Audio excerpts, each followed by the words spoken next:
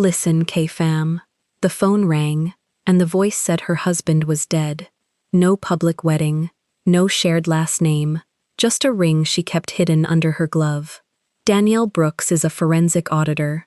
Black, sharp, 5 months pregnant, tracing money across borders, while the world calls her nobody. Her husband was Kang Min-jae. On the street they called him the Black Tiger. The ink on his neck starts near the ear and disappears under the collar. A tailored suit, a luxury watch, a car that left for the New Jersey port and never came back. Then the call, a crash, a closed casket on wet cemetery grass. Omo, and then the mother comes. Kang Hae-suk, silver hair, black pearls, a cane she only carries to hurt you. She points at Danielle and asks who let her in. A man in charcoal gray hands over papers. Fraud, they call the marriage. Thief, they call the widow. Danielle lifts her chin. She shows the certificate. She reveals the belly. And they drag her out in front of the cameras. IU, K-fam. But the numbers don't lie the way people do. And what she found buried in those frozen accounts, nobody was supposed to find. Before starting the story, comment down below where you are watching from and what time it is there. If stories of karma, love, and hidden truths move you, leave a like, be sure to subscribe to the channel, and click join to become a member and help our channel. Danielle killed the last cell on the spreadsheet at 6:14 in the morning and pushed back from the desk before the number could change its mind. 41 hours of cross-border ledgers, 2 currencies, 3 shell layers, 1 signature that showed up in a place it had no business being. She'd found it. She always found it. That was the job. She read money the way other people read faces. The apartment was still dark. She kept it that way on purpose. Screen glow only, the blue kind, so her eyes stayed sharp and her mind stayed cold. Numbers don't lie in warm light or cold light. But the auditor does better in the cold. She flexed her right hand, cramped. 5 months of this belly and her wrists went first. Always the wrists, swelling by dawn. She rubbed the knuckles and the thin gold band on her left ring finger caught the light for half a second. Then she took it off. She always took it off before she sent a report. Slid it into the small zippered pocket of her bag, the inside one, the one nobody knew about. The ring lived there during work hours. It lived there at the cemetery gates too, though she didn't know that yet. Her phone buzzed. Min-jae. She let it ring twice, 3 times, watched his name sit on the glass. No photo, just the name, because a man like him doesn't put his face on a phone that travels through airports. She'd learned that in month 1. She'd married him in month 4. Nobody clapped. Nobody signed a guest book. A judge upstate. A witness who left before the ink dried. And a certificate she kept folded inside a book about tax law, because who opens a book about tax law? You're supposed to be asleep, she said. You're supposed to be asleep, he said back. His accent came through thicker at this hour, the English rounder, softer at the edges. I heard you typing through the wall of a whole country. I finished it. A pause. She knew that pause. It was the pause of a man doing a calculation he didn't want her to hear. Which one? He said. The one you told me not to touch. Silence. Not cold. Careful. Min-jae was never cold with her. He was a lot of things with a lot of people. She'd seen the tiger inked black up the left side of his neck, seen the way a room rearranged itself when he walked in, watched grown men measure their words around him like it cost them to speak. But with her he went quiet, the way water goes quiet before it drops. Danielle, just her name. He said it like it weighed something. I already sent the flag to my own file, she said. Not to the client, just mine. I wanted a record. Delete the record. No. She heard him breathe out. Not a sigh, a decision. There's a drive today, he said. New Jersey. The port. I'll be back before you finish your second coffee. You said no ports this month. I said a lot of things this month. She stood, one hand under the belly, the other bracing the desk. The city outside was the color of wet concrete, that hour where the sky can't decide if it's night that stayed too long or morning that showed up gray and unimpressed. She walked to the window, didn't look at the view, looked at the street, the black car already idling 4 floors down, exhaust ghosting up into the cold, a man beside the rear door who wasn't there to open it, so much as to make sure the wrong people didn't. You're already downstairs, she said. I'm always already downstairs. That's the whole problem. A beat. Come to the window. She was at the window. He knew she was at the window. Down on the street, he stepped back from the car so she could see the shape of him against the gray, long, dark coat, shoulders like a doorframe. He tipped his face up, and even from 4 floors, she could see him find her, the way he always found her, like her window was the only lit thing in a city full of glass. Say the thing, she said. What thing? The thing you say. He said something in Korean. Low, fast, 3 words that landed in her chest like a hand pressed flat. She didn't have all the language yet. She had those 3 words. She'd made him teach her those 3 words on the second date, before she knew what he was, back when he was just a man who ordered too much food and watched her eat all of it with something close to reverence. Say it back, he said. You know I butcher it. Butcher it. She said it back. Butchered it. He laughed. Real. From the belly. The laugh nobody at that port would believe he owned. And for 1 second, the gray morning had a warm thing in it. When you get back, she started. When I get back, he said. We tell them. Her hand stopped on the glass. Them, she said. My mother. The board. All of it. I'm done keeping you in a book about taxes. His voice dropped. You shouldn't have to take off the ring to do your job, Danielle. You shouldn't have to take it off for anything.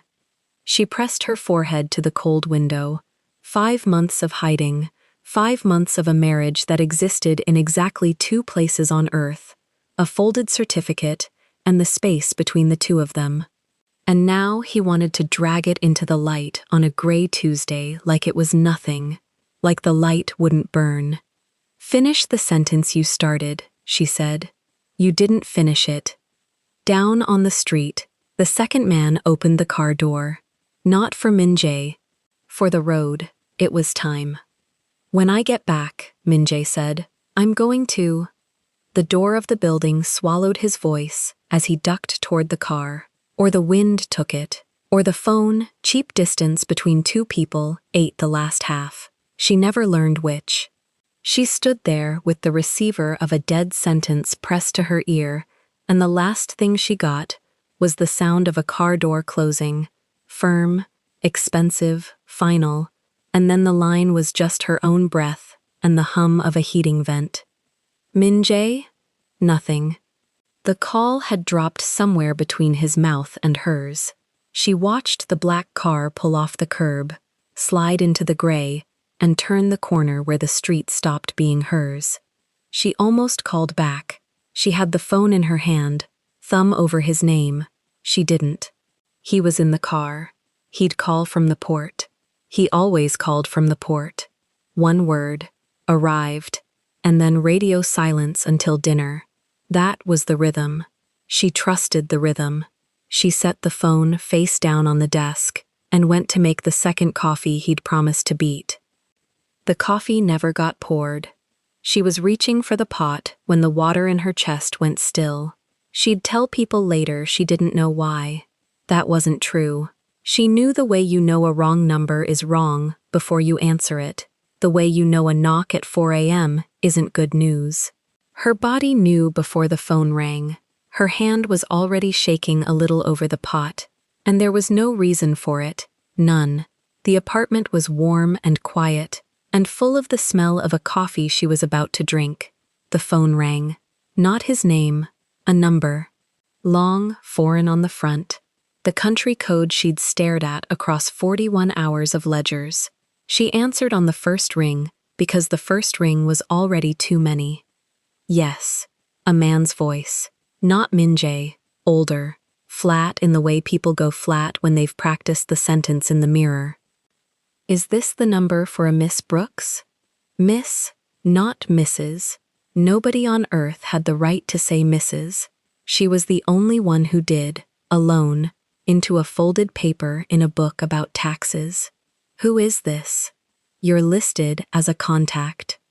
A pause with weight on both ends. There's been an accident on the turnpike. A vehicle left the road near the port approach. The pot was still in her hand. She noticed that. She noticed the weight of it, the warm glass handle, the way the coffee inside had stopped moving. Whose vehicle? She said. Steady. She heard herself be steady and hated it. Mr. Kang Min-jae. She set the pot down, very carefully, the way you set down something that might go off. Is he at a hospital? She said. Which one? Miss Brooks. The flat voice softened by exactly 1 degree, which was worse than if it hadn't moved at all. I'm sorry. He was pronounced at the scene. The heating vent hummed. Somewhere below, a garbage truck ground its jaw against a dumpster. The gray outside had lightened half a shade without asking her permission. All of it kept going. That was the part nobody warns you about. How the room refuses to break with you. How the coffee stays hot. How the vent keeps humming its one stupid note like the world hadn't just come off its hinges. That's not. She stopped, started again. He called me. 20 minutes ago. He was in the car. He was fine. The accident was reported at 6:31. She looked at the phone in her other hand, the one that had held his voice at 6:22. 9 minutes. She'd butchered 3 words of Korean, and he'd laughed his real laugh, and 9 minutes later, a stranger was practicing a sentence in a mirror. Who are you? She said. Give me your name. Give me the department. Give me a case number. The man gave her a name. She didn't hear it. She'd built a whole career on hearing the thing under the thing, and now a man was handing her the most important sentence of her life, and it came through like water. She reached for a pen. The pen rolled.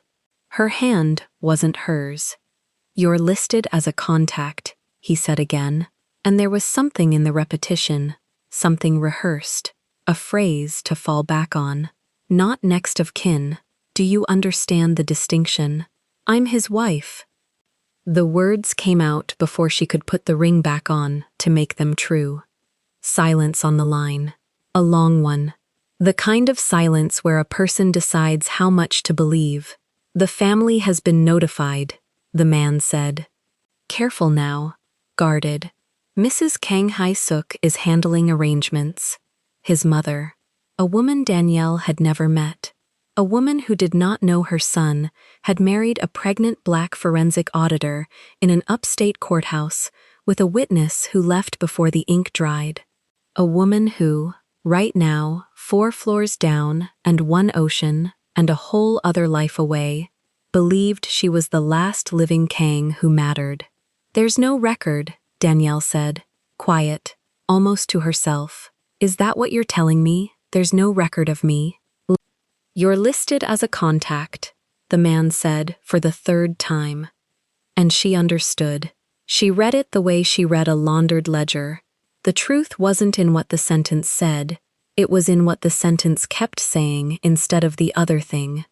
He wasn't cruel. He was reading from a form. And the form had a box for her.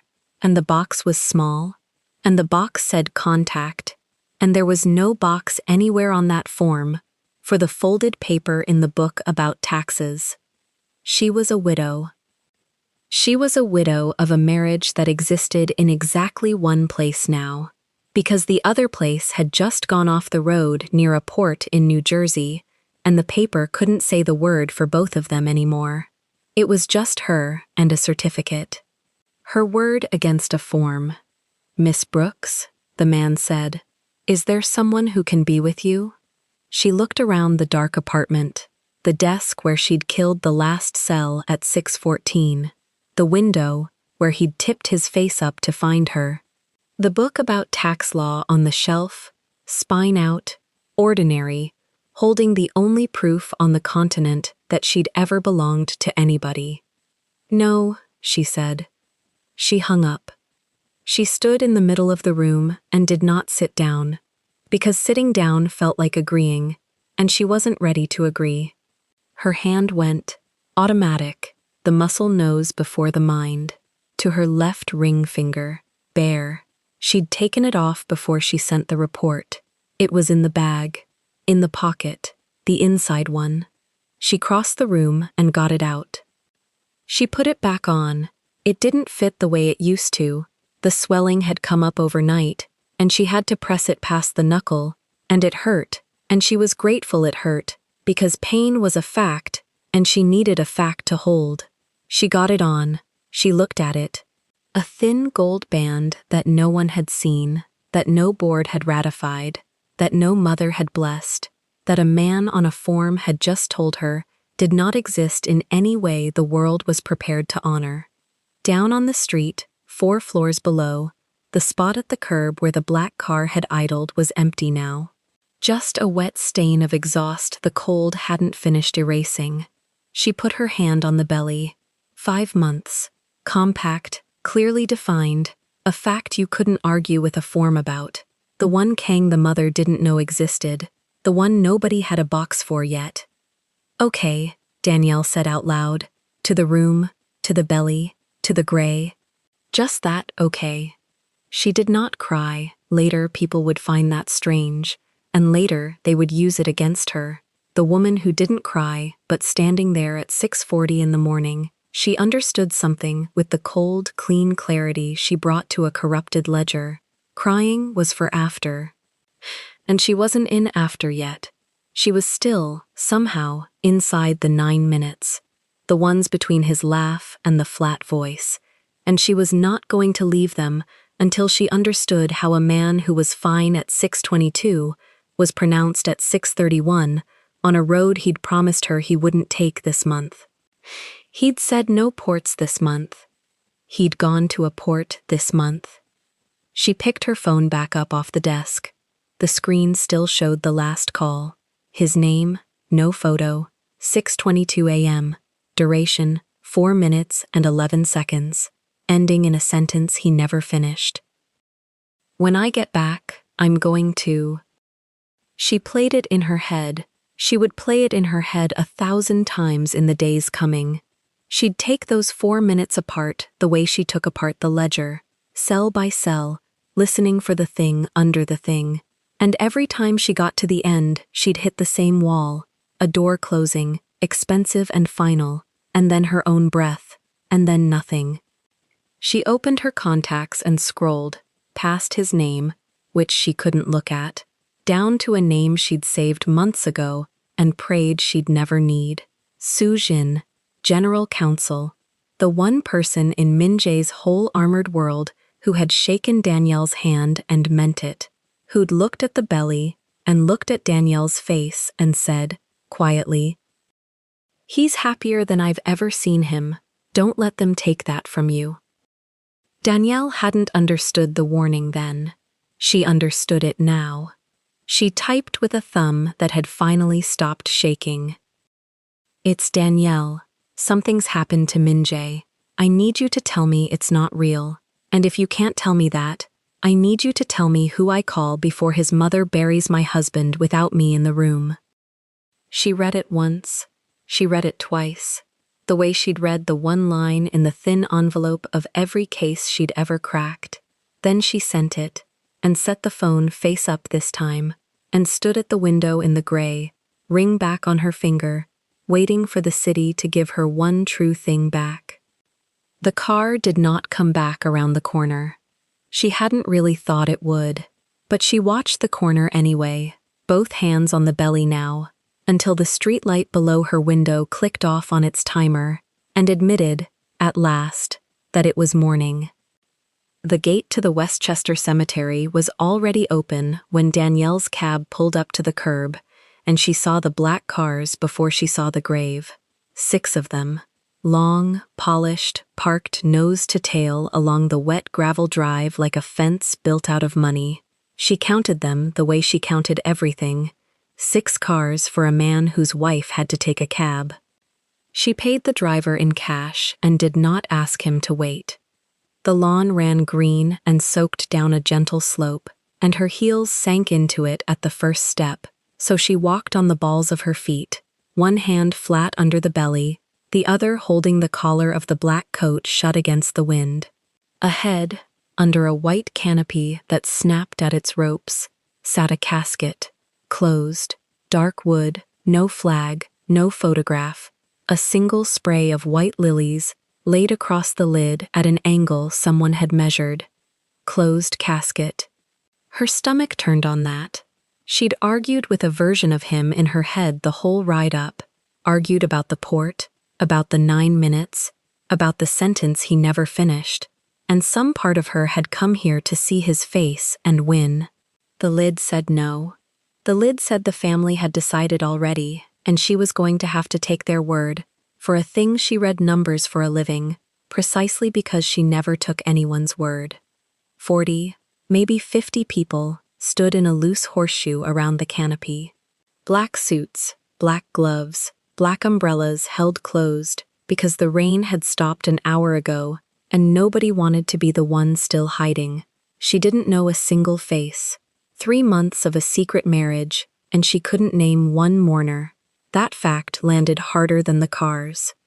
She came down the slope on the outside of the horseshoe, and the heads began to turn. Not all at once. One, then the woman beside him, then a ripple, the way water tells you something dropped in it before you see the stone. A black woman, pregnant, in a coat that fit, and shoes that didn't, walking toward the front like she belonged at the front.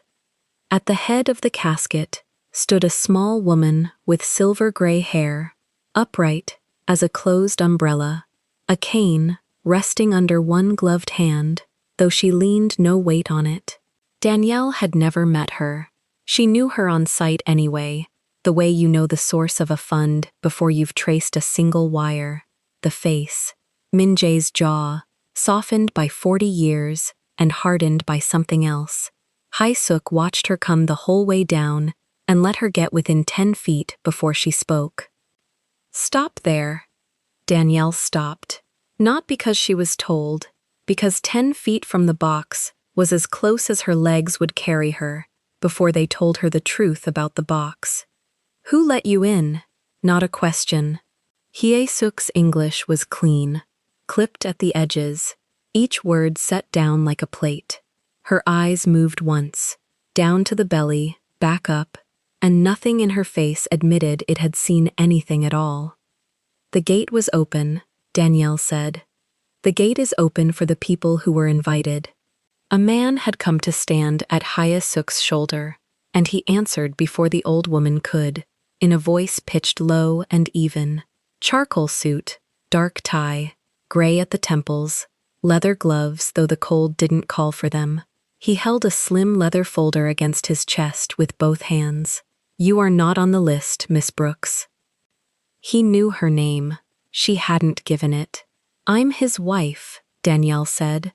The word went out across the wet grass and did what she'd known it would do, which was nothing and everything at the same time. A woman near the front made a small sound. The man with the folder did not change his face by a millimeter. "Park Do-yun," he said, as if she'd asked, which she hadn't. "I managed Mr. Kang's affairs. I'm managing them now." He let a beat pass. "There is no wife. There's a certificate. There are a great many documents." Do-yun opened the leather folder. He did it slowly, the way a man opens a folder when he has rehearsed opening it, and he drew out a thin stack of pages, already turned to the one he wanted. "Would you like to talk about documents?" Do-yun.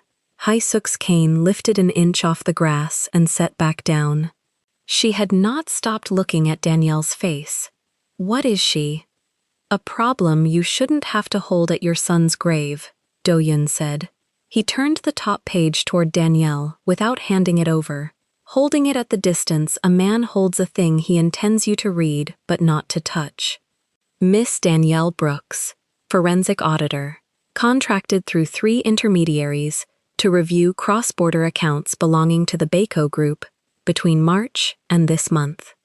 Baco. She had never once, in 3 months, heard Min Jae say the name of the thing his family owned. He'd said the company the way other men said the weather. Now a stranger in gloves was saying it out loud over his coffin, and the accounts she'd spent 41 hours inside snapped into place behind the word, like a lock finding its key. The 3 shell layers, the 2 currencies. The one suspicious signature she'd flagged to her own private file at 6 a.m, while a man who was about to be dead told her to delete it. All of it wore the same name now, and the name belonged to these people, and these people were looking at her like she'd tracked the mud of it onto their lawn. She kept her face shut. Whatever her stomach was doing, her face was a receipt. Clean, itemized, nothing on it you could use. During that review, Do-yun went on, assets were moved out of 2 custodial accounts. Roughly $4 million, US, moved by someone with access to the audit credentials, the credentials issued to you. That's a lie. It came out flat. She heard how flat it came out and was glad of it. It's a filing. He slid the page back into the folder. Filed this morning, with a copy to the estate and a copy to the federal examiner reviewing the merger.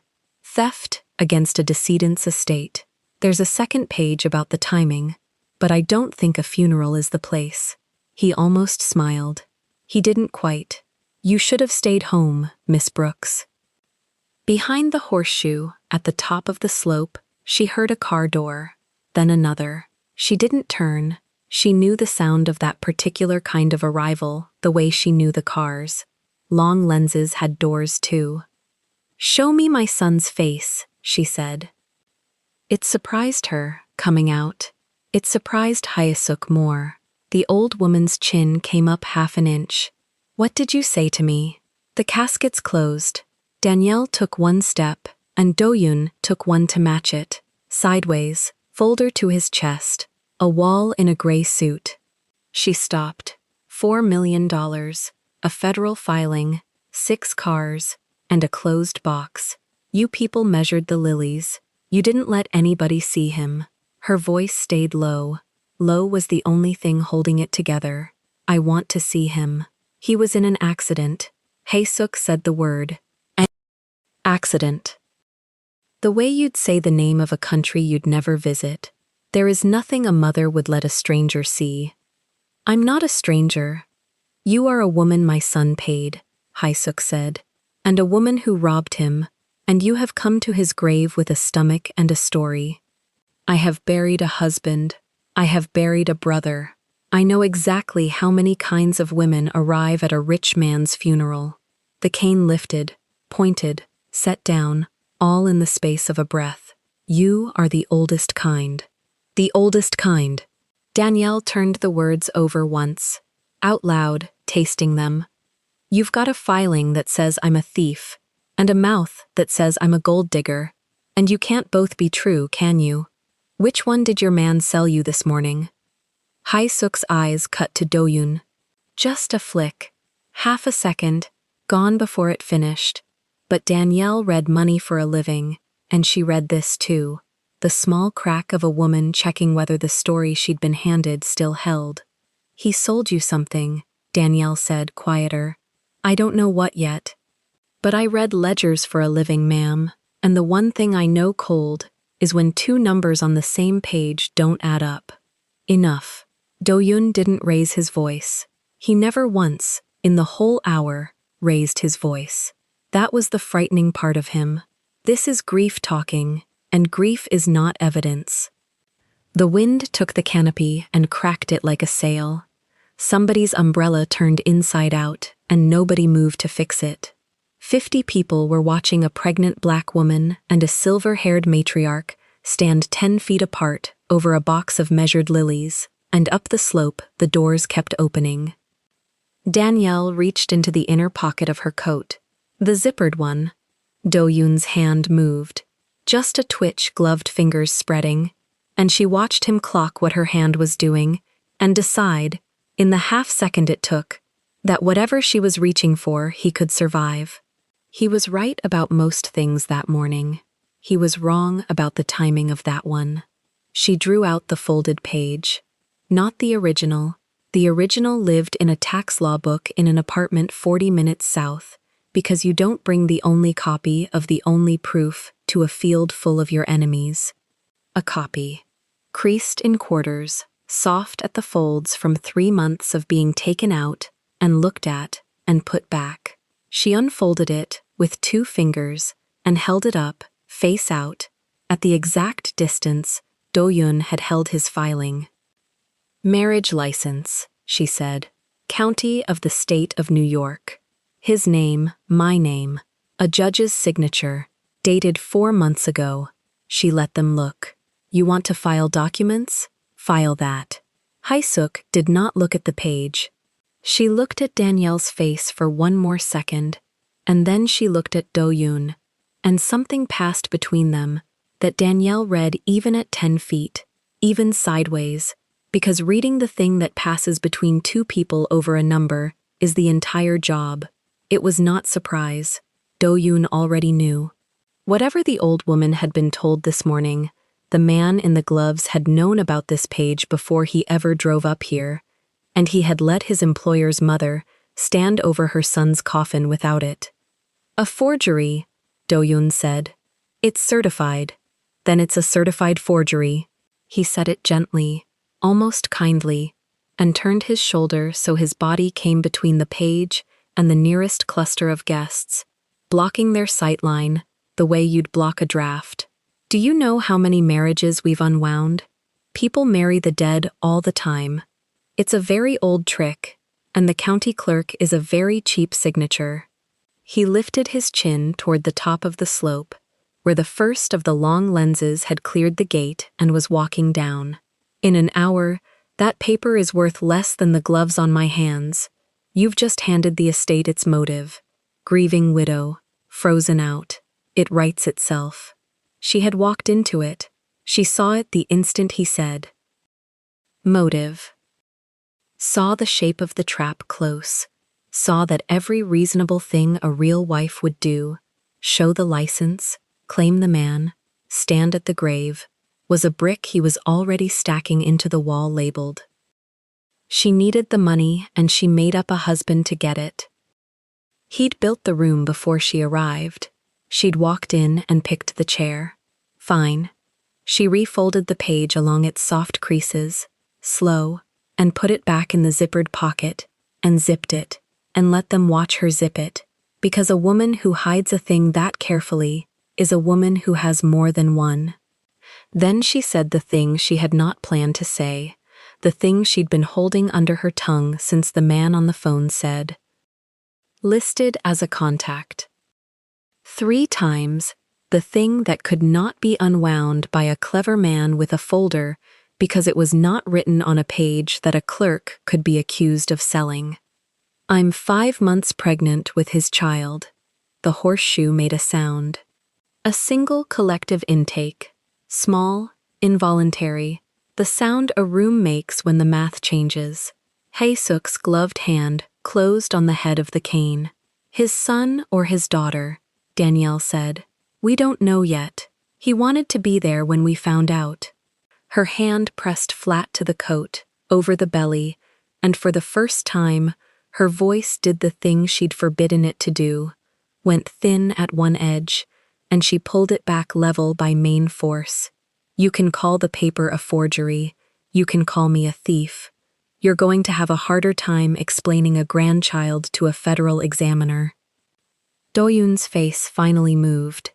Not much, a tightening at the jaw, a recalculation running behind the small observant eyes, and she saw it land on him that the pregnancy was a fact no filing could delete. A fact with a birthday. A fact that would walk into a courtroom on its own legs in 18 years if it had to. Get her out, Hae-suk said. She said it quietly. She said it in English, so the whole horseshoe would understand. And then she said something short in Korean, to Do-yun, that Danielle did not catch and would spend a long time wishing she had. Two men peeled off the edge of the crowd. Not guards in any way you could point to. Dark suits, like everyone, but they moved like the cars had moved, nose to tail, one to each of her arms. The nearer one took her elbow. Not rough. That was the thing that stayed with her, later. How? Not rough. It was how a hand could close on your arm with all the courtesy in the world and still be a hand that had decided where your body was going to go. Don't touch me, she said, and pulled, and the courtesy did not loosen. Ma'am, the families ask you to leave. The near one's voice was almost apologetic. That's his mother. Danielle set her heels, and the wet grass gave, and she slid an inch. That's his mother, and I'm carrying her grandchild, and you're going to drag me up a hill on camera. She heard the word. Camera. Leave her own mouth and understood, too late, that she'd said the quiet part, that she'd told them the exact shape of the picture they were about to make. Up the slope the long lenses had fanned out along the top of the drive, 4 of them now, 5, black bodies with black glass, and the shutters had already started, that soft mechanical stammer that means somewhere a version of this moment is being frozen and sold. They turned her toward the slope. The near man kept her elbow and the second man came around behind, a hand at the small of her back, guiding, always guiding, never quite shoving, and her heels dragged twin lines through the green as they walked her up away from the box she'd been forbidden to open. She stopped fighting the arms. She'd read enough footage in her life to know that struggle was what they'd run. The flailing frame, the open mouth, the caption already written. So she made her body still. She let them walk her, and she walked, chin level, both hands cradled under the belly now, where every lens on the ridge could see exactly what they were dragging away from a grave. If they were going to take her picture, she'd give them the one true thing in it. You okay to walk? The near man asked, low, only to her, and there was something almost human under it, some part of him that had a mother too. Watch the wet part there. She hated that he said it. She hated that a hand walking her away from her husband's grave still worried about her footing on the slope, because it meant these were not monsters, these were staff, and staff go home at 5 and sleep fine, and a woman fights a monster, but you cannot fight a man who tells you to mind the wet grass while he carries out an order. I'm carrying his child, she said again. Not to the man, to the hill, to the 50 faces, to the box. You're going to remember this. Every one of you standing here in your good black coats. You're going to remember the day you watched them do this. Nobody answered. A woman near the front looked at her shoes. That was the only reply she got, and in a strange way, it was the one she'd wanted, because a woman who looks at her shoes is a woman who heard. Halfway up, she turned her head, once, back toward the canopy. Hae-suk had not moved from the head of the casket. The old woman stood with her cane and her measured lilies and watched her son's wife hauled up the hill, and her face gave away nothing, nothing at all, except that she had turned to watch, which a woman who felt nothing would not have needed to do. Do-yun was already looking away, already back inside his folder. Already, she understood, 3 moves ahead, at a desk she couldn't see, freezing accounts she couldn't reach. At the top of the drive, the lenses closed around her like the horseshoe had, except these ones spoke. Who are you? What's your name? Were you married to Kang Min-jae? Is that his baby? How much did you take?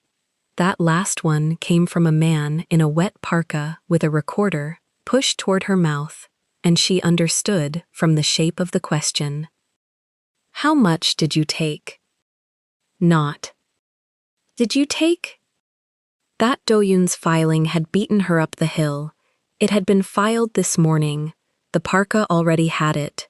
The story was out on the wire before the lilies were laid, and she was climbing into it live, a thief with a stomach, exactly the oldest kind of woman, walking up out of a rich man's funeral on the arms of two courteous men. The suits let go of her at the gate, just released her, both hands opening at once, the way you'd set down something you'd finished carrying, and stepped back down the slope without a word, leaving her standing at the top of the drive in the ring of lenses, with grass on her heels and no cab and no husband, and a folded copy zipped against her chest. She did not answer a single question. She had learned, doing what she did, that the person who talks is the person who loses, and that silence photographs as guilt, but records as nothing, and nothing was more than they were going to get from her. She turned her back on all of it and started walking, one hand under the belly, down the long public road toward the train, and behind her, the shutters kept up their soft stammer until the curve of the road took her out of their frame. Her phone buzzed against her hip. She got it out with the hand that wasn't holding herself together. Soo-jin, 4 words on the screen. Don't sign anything. Coming. Danielle stopped walking. Read it twice. Put the phone away, in the inner pocket, next to the folded page and the zipper, and looked back once at the ridge where the black cars sat nose to tail above the green, and the white canopy snapped, and the box stayed closed. Then she kept going, slower now, because the road was long, and the trains ran every 40 minutes, and she realized, absolutely nowhere she was allowed to be. The card got declined at a bodega for a $4 carton of orange juice, and that was how Danielle found out. Not a letter, not a call, a skinny teenager behind bulletproof glass sliding the card back through the slot, saying, "It's saying no, miss," and shrugging like it was weather. She tried again. Same slot, same shrug. She tried the second card, the emergency one she kept for exactly this kind of nothing. Also no. The kid was already looking past her at the next customer. She left the juice on the counter and walked out into the cold with her hand under her belly and her whole net worth suddenly a rumor. She got home before she let herself understand it. That was a rule she'd made walking up the stairs. Understand it at the desk, not on the street. At the desk, she logged in. The bank page loaded the way it always did, and then it didn't. A gray banner across the top, calm little gray letters. Account restricted, pending review. Both accounts. Checking, savings.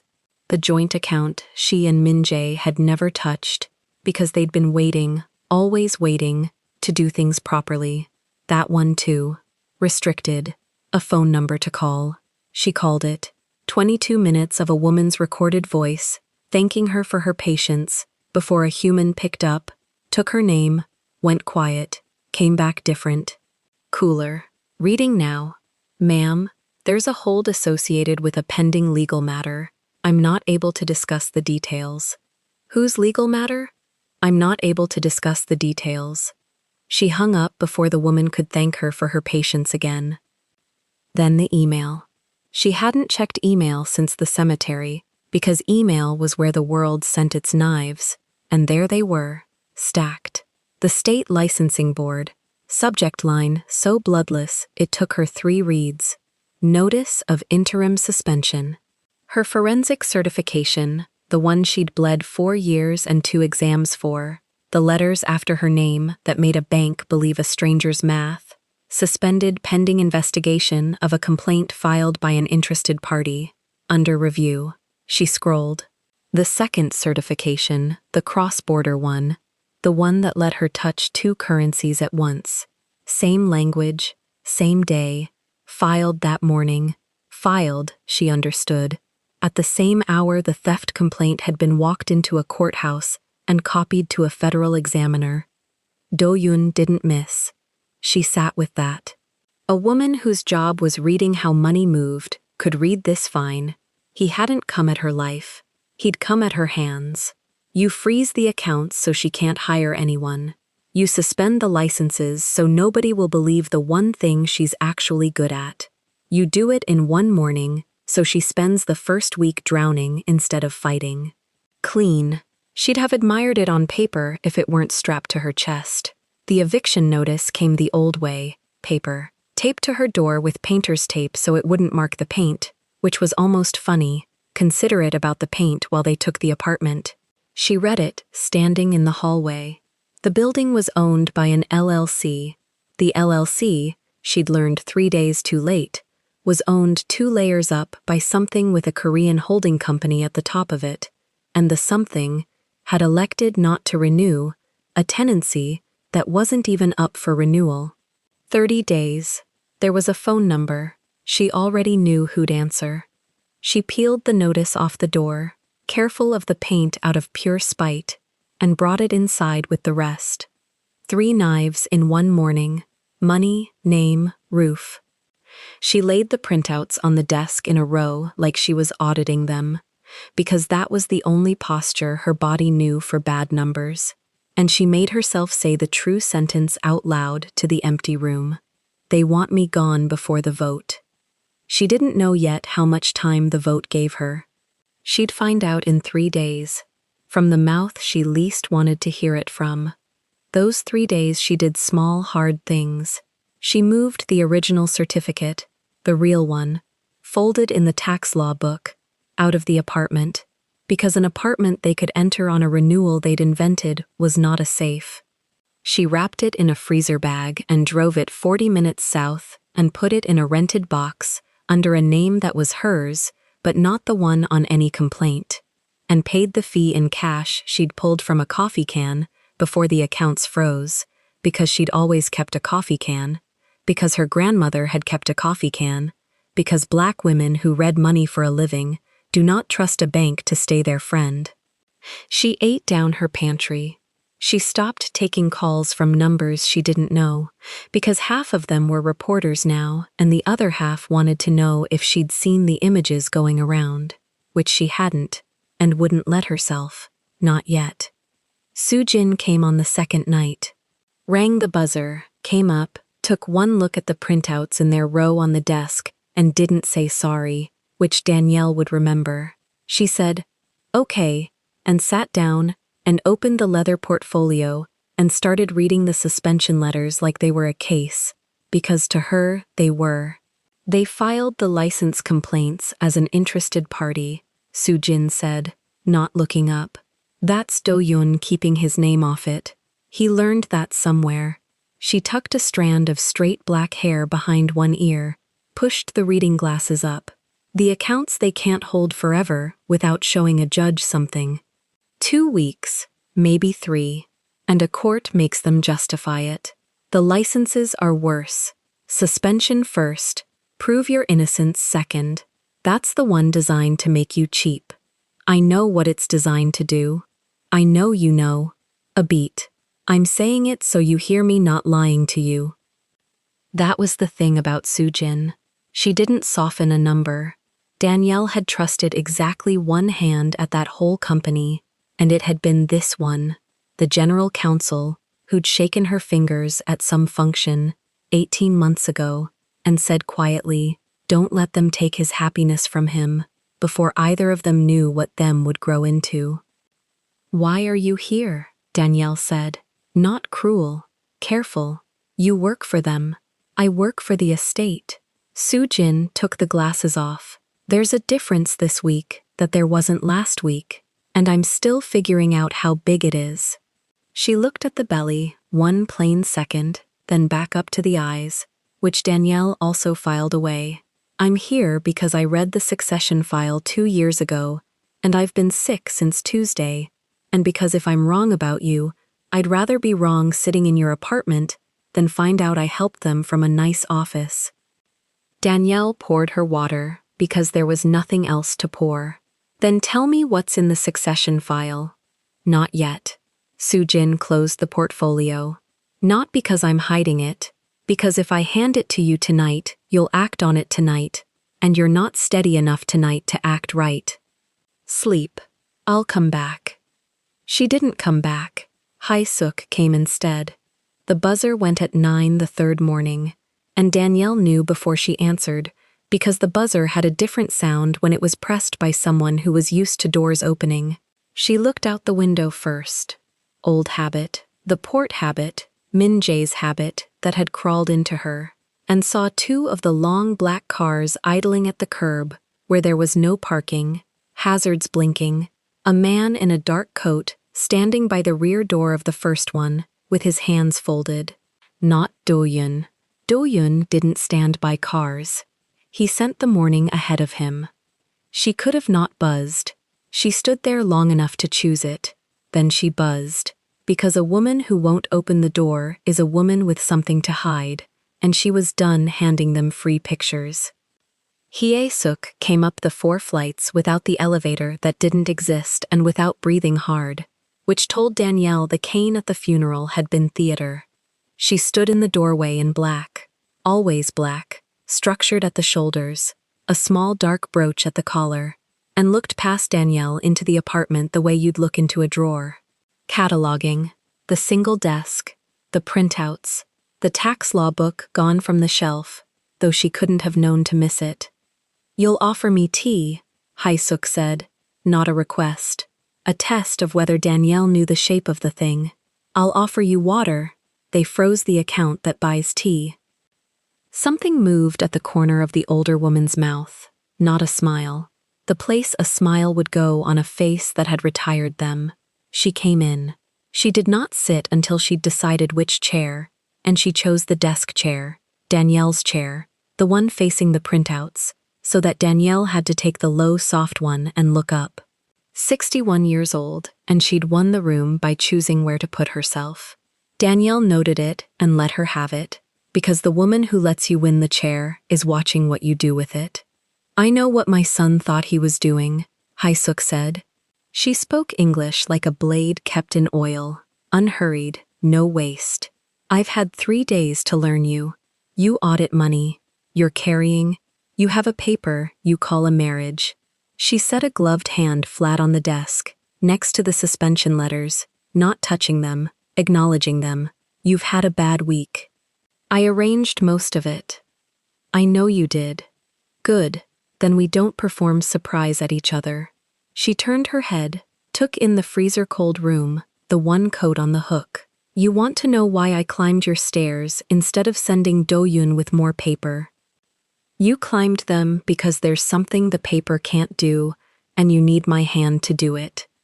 The dark eyes settled on her then, full, for the first time, reassessing, the way Do-yun's jaw had tightened at the graveside when the pregnancy dropped. Recalculating a number that had come in wrong. "There is a clause," Hae-suk said, "in my son's succession, written when he was 26, and reckless, and I still believed I could bury him in structure deep enough that no woman could dig him out." A pause she used like punctuation. "It says that in the event of his death, the disposition of his voting interest in Baeko and the guardianship of any issue of his body pass to the head of the family, pending the family's satisfaction as to legitimacy." She let issue of his body sit in the room. "You are carrying issue of his body, and I am the head of the family." Danielle kept both hands under the belly, kept her chin level, and said nothing, because she'd learned at the grave that the word wife echoed and changed nothing, and she wanted to hear the whole shape before she spent a single sentence. "So I'm going to be generous," Hae-suk went on, "in a way Do-yun advised against, which is why I came without him. You will hand over your prenatal records, every scan, every date, every physician. You will move into the estate, where the child can be born under the family's roof and the family's doctors. And you will consent to guardianship residing with me until the question of your marriage is settled by a court." She smoothed the glove against the desk.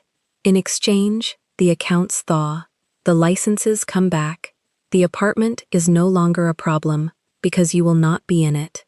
You'll be comfortable. You'll be fed. The child will want for nothing. And the marriage? The marriage will be found to be what Do-yoon says it is. No heat in it. A fact scheduled for later. But the child is real. I don't punish a child for its mother. I raise it correctly instead. There it was, laid out clean on the desk between them. Everything back, money, name, roof, for the exact 3 things Min-jae had died, or seemed to die, keeping out of these hands. Her records, her body's address, her child's name over its head. Danielle stood up, slowly, one hand on the arm of the low chair, because 5 months made standing an announcement, and she wanted the announcement. You want my medical records, she said, so you can build the second page. The one Do-yoon mentioned at the grave and wouldn't show, the one about timing. She watched Hye-suk's face and got nothing back, which was its own answer. You put me under your roof with your doctors so that when the baby comes, the record of it comes from your hand, not mine. You take guardianship, pending a court, and then you make sure the court takes its time. And by the time it rules, I'm a woman who signed her child over and moved into the house of the people, calling her a thief. You're not offering me comfort. You're offering me a nicer room to disappear in. The older woman didn't argue it. That was the frightening thing. She simply waited, the way water waits at the bottom of a hill. No, Danielle said. You'll be homeless in 27 days. Then I'll be homeless. You'll have no money and no license and no name in a city that already thinks you're a criminal. I'll have the baby, Danielle said, and the records in my own hand, and the certificate somewhere your son's mother can't reach, and every number I already know by heart. You froze my accounts. You didn't freeze my head. For a moment neither of them moved, and in that moment Danielle understood she'd guessed right about the chair. The woman who lets you win the small thing is measuring what you'll spend it on, and Hye-suk had just watched her spend a full refusal and had learned that Danielle would not be bought with her own life back. Hye-suk rose. She did it without the desk, without effort, 61 and straight as a rule, and she looked at Danielle for a long, cold, almost curious beat. You think you have time, she said. You don't. There is a vote. What vote? In 18 days, the board of Baeko votes to close the merger. My son died in the middle of. His interest is the swing. Whoever holds it, whoever the family says holds it, decides whether the deal lives. She moved to the door, pulled her gloves tighter, one finger at a time. The moment that vote closes, his shares are counted, his estate is settled, and the disposition of his issue is no longer a family matter I can be generous about. It becomes law. 18 days, Miss Brooks. After that, I stop climbing your stairs and start sending men who don't knock. She turned the handle, and there is a second clock you should be more afraid of than mine. Somewhere in this city, a lawyer of Do-yoon's is walking a petition to void your marriage. If that court rules, before you can prove the paper real, you were never a wife. You were never anything. And a woman who was never anything has no standing to keep a Kang child. She stepped into the hall. She did not say goodbye, because goodbye was for people you might not see again, and she fully intended to. 18 days, she said again, to the stairwell, not to Danielle. Count them. Then the sound of her going down, even and unhurried, 4 flights, no rail, and the door far below, and the car pulling off the curb where there'd been no parking, taking its blinking hazards with it. Danielle shut her own door. She leaned her back against it and felt, for the first time since the bodega, the baby move. A slow turn low under her ribs, unbothered, on nobody's schedule but its own. She put both hands over it. Then she pushed off the door, crossed to the desk, sat back down in her own chair that Hye-suk had warmed and vacated, and pulled a clean sheet of paper toward her. 2 lines. She wrote them the way she'd write the top of any audit. 18 days to the vote. Void hearing. Date unknown. She underlined unknown twice, hard enough to tear the paper, because a date you don't know is the only kind you can still get to first. Then she picked up the phone that still worked, because a phone was cheaper than a bank, and she called Sujin, and when Sujin answered, Danielle didn't say hello. "You said you read the succession file 2 years ago," she said. "I need every word of it by tonight. And I need to know the exact hour that void petition gets stamped, before their lawyer does. We're not waiting to be right. We're getting there first." A pause on the line, then Sujin, quiet, steady, already moving. "I'll bring the file. Don't sign anything." "I'm not signing," Danielle said. "I'm counting." She hung up and looked at the 2 clocks she'd drawn on a torn sheet of paper and started. The succession file landed on her desk at 11 that night, and Danielle read it the way she read everything now, with a pen in her hand and no faith in a single line. Sujin had brought it herself, a slim leather portfolio she set down without a word, then took the chair across the desk and watched the pregnant woman work. 40 pages. Danielle went through them twice before she spoke. "The petition's not filed yet," Sujin said. "Their lawyer's still drafting. You have a window." "How wide?" "Days, maybe less." Danielle set the pen flat. On the torn sheet beside her, the 2 clocks she'd drawn stared back. 18 to the vote. Void hearing unknown. She underlined unknown a 3rd time without noticing she'd done it. Then she pulled her laptop closer and opened the one thing they hadn't managed to freeze, the private archive she'd flagged to her own file the morning he died. They'd taken her bank. They'd taken her license. They had not thought to take the audit she never handed the client. "Show me the theft complaint again," she said. "The real filing, not the funeral version." Sujin slid it across. Danielle spread the pages under the desk lamp and started reading numbers the way other people read faces. 4 million, 2 custodial accounts. Moved on her credentials. That was the story Do-Yun filed the morning of the funeral, the story that leaked before the lilies. She'd heard it standing on wet grass with 2 men holding her arms. Now she had it on paper, and paper couldn't lie the way a hallway could. She lined the transfers up by timestamp. 11 approvals in total. Each one carried an authorization block, the credential that signed off, the access tier, the internal routing sequence Baco used to move money between shells. She'd built half these routes herself during the audit. She knew their grammar. The first thing she found was the tier. "These approvals are Tier 2, she said. "Custodial release, signatory authority." "And?" "I was never Tier 2. She turned the laptop. On screen was her own access grant, issued through the 3 intermediaries, dated in March. "I'm read-only. Cross-border review, observation tier. I could look at every account in Baco, and I couldn't move $1 out of any of them. That's the whole point of a forensic auditor. You don't let the person checking the vault hold a key to it." Sujin leaned in. Her reading glasses caught the lamp. "Then whose credential moved the money?" "Mine. Allegedly."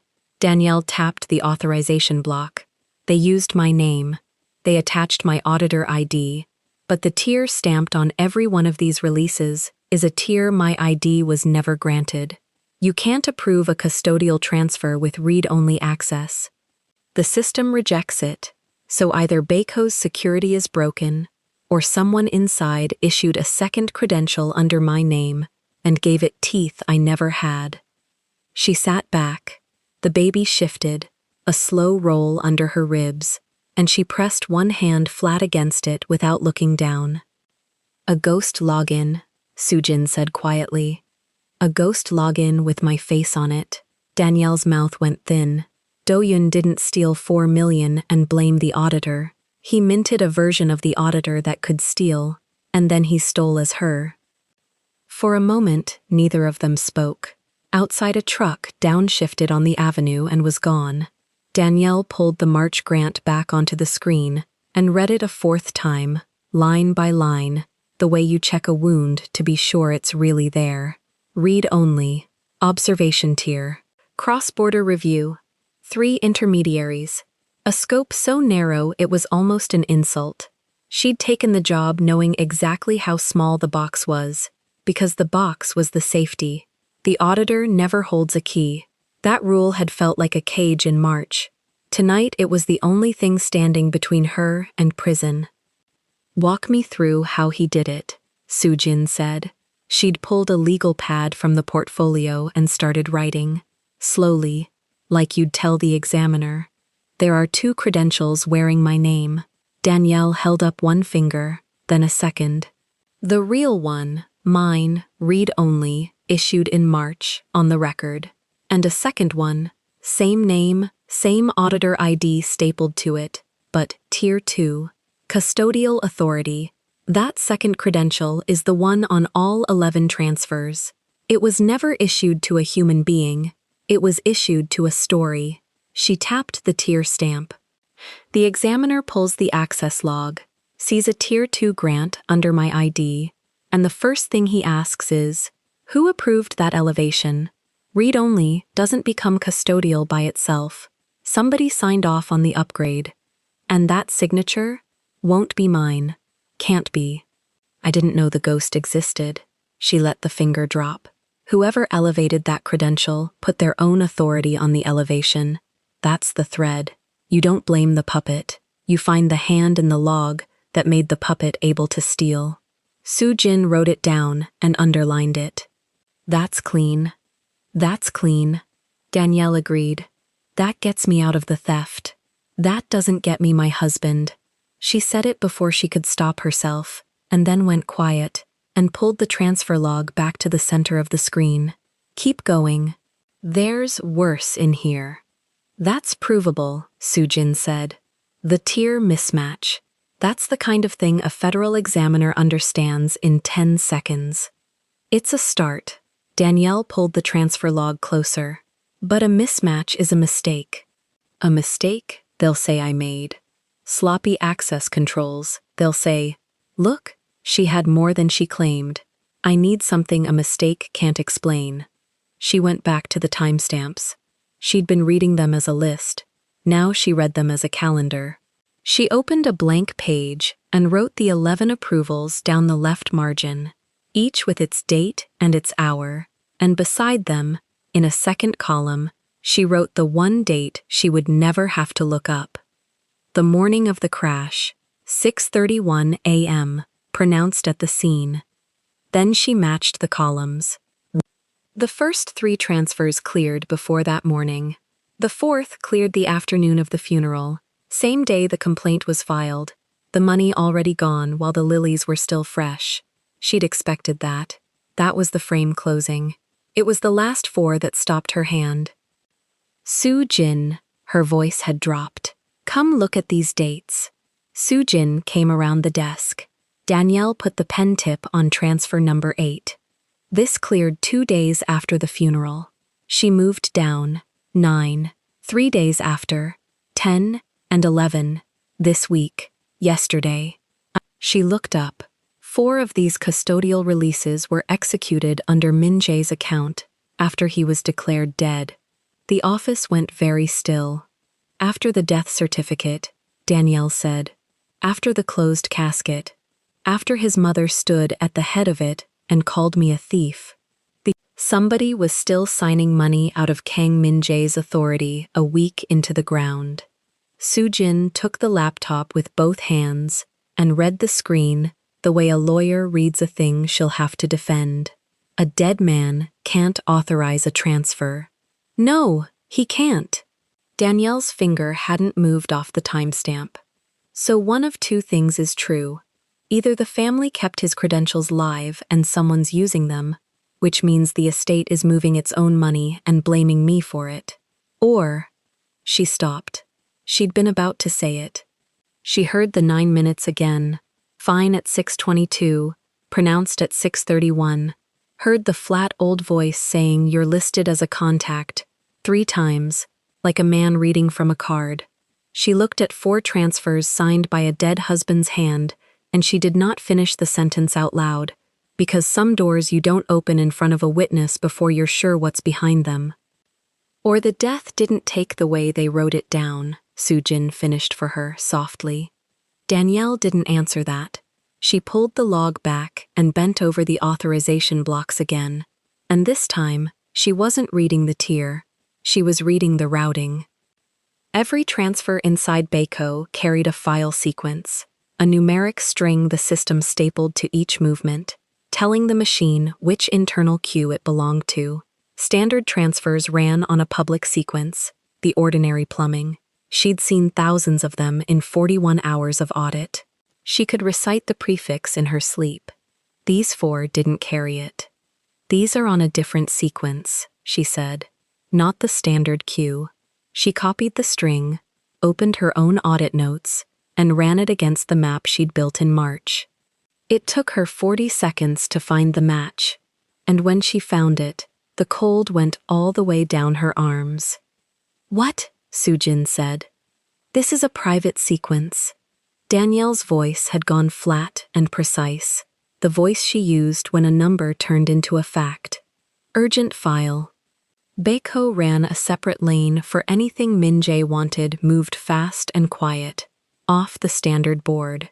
I flagged it in the audit because I couldn't see who authorized it. It routed around the ordinary controls. It was his personal urgent lane, the one thing in that whole company that only ever answered to him. She turned the screen so Sujin could see both strings, the private one and the standard one, side by side. The 4 transfers signed after he died, they didn't just use his credential, they used his private urgent sequence, the lane only he touched. Whoever moved that money didn't fake being some clerk with access. They faked being him, specifically him, down to the number sequence a stranger couldn't know existed. Sujin took her glasses off. Do-yoon knew about the private lane. Danielle set the pen down with great care. The way you set down something you might otherwise throw. You don't route through a man's secret queue by accident. He knew it was there, he knew what it was for, and he used it to sign money out after the funeral, because he thought no one alive could read that sequence and know what it meant. A short breath. He forgot he'd hired the auditor to read it.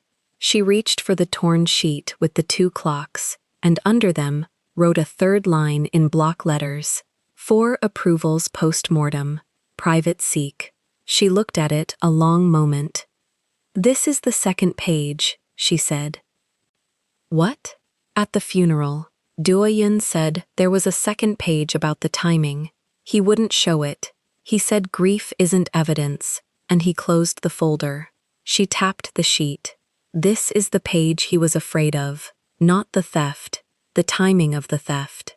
Because the timing says, the money kept moving after the man was dead, and the money moved on his own private lane, and there are exactly 2 people in this story who could sign that lane. She looked up. One of them's in a closed box, the other one's drafting a petition to take my baby. Sujin sat down slowly. "You can't put that in front of the examiner yet." "I know. A mismatched tier, yes. A post-mortem timestamp, maybe. But the private sequence, the moment you say that out loud, you're not accusing a man of theft anymore. You're saying the death is wrong.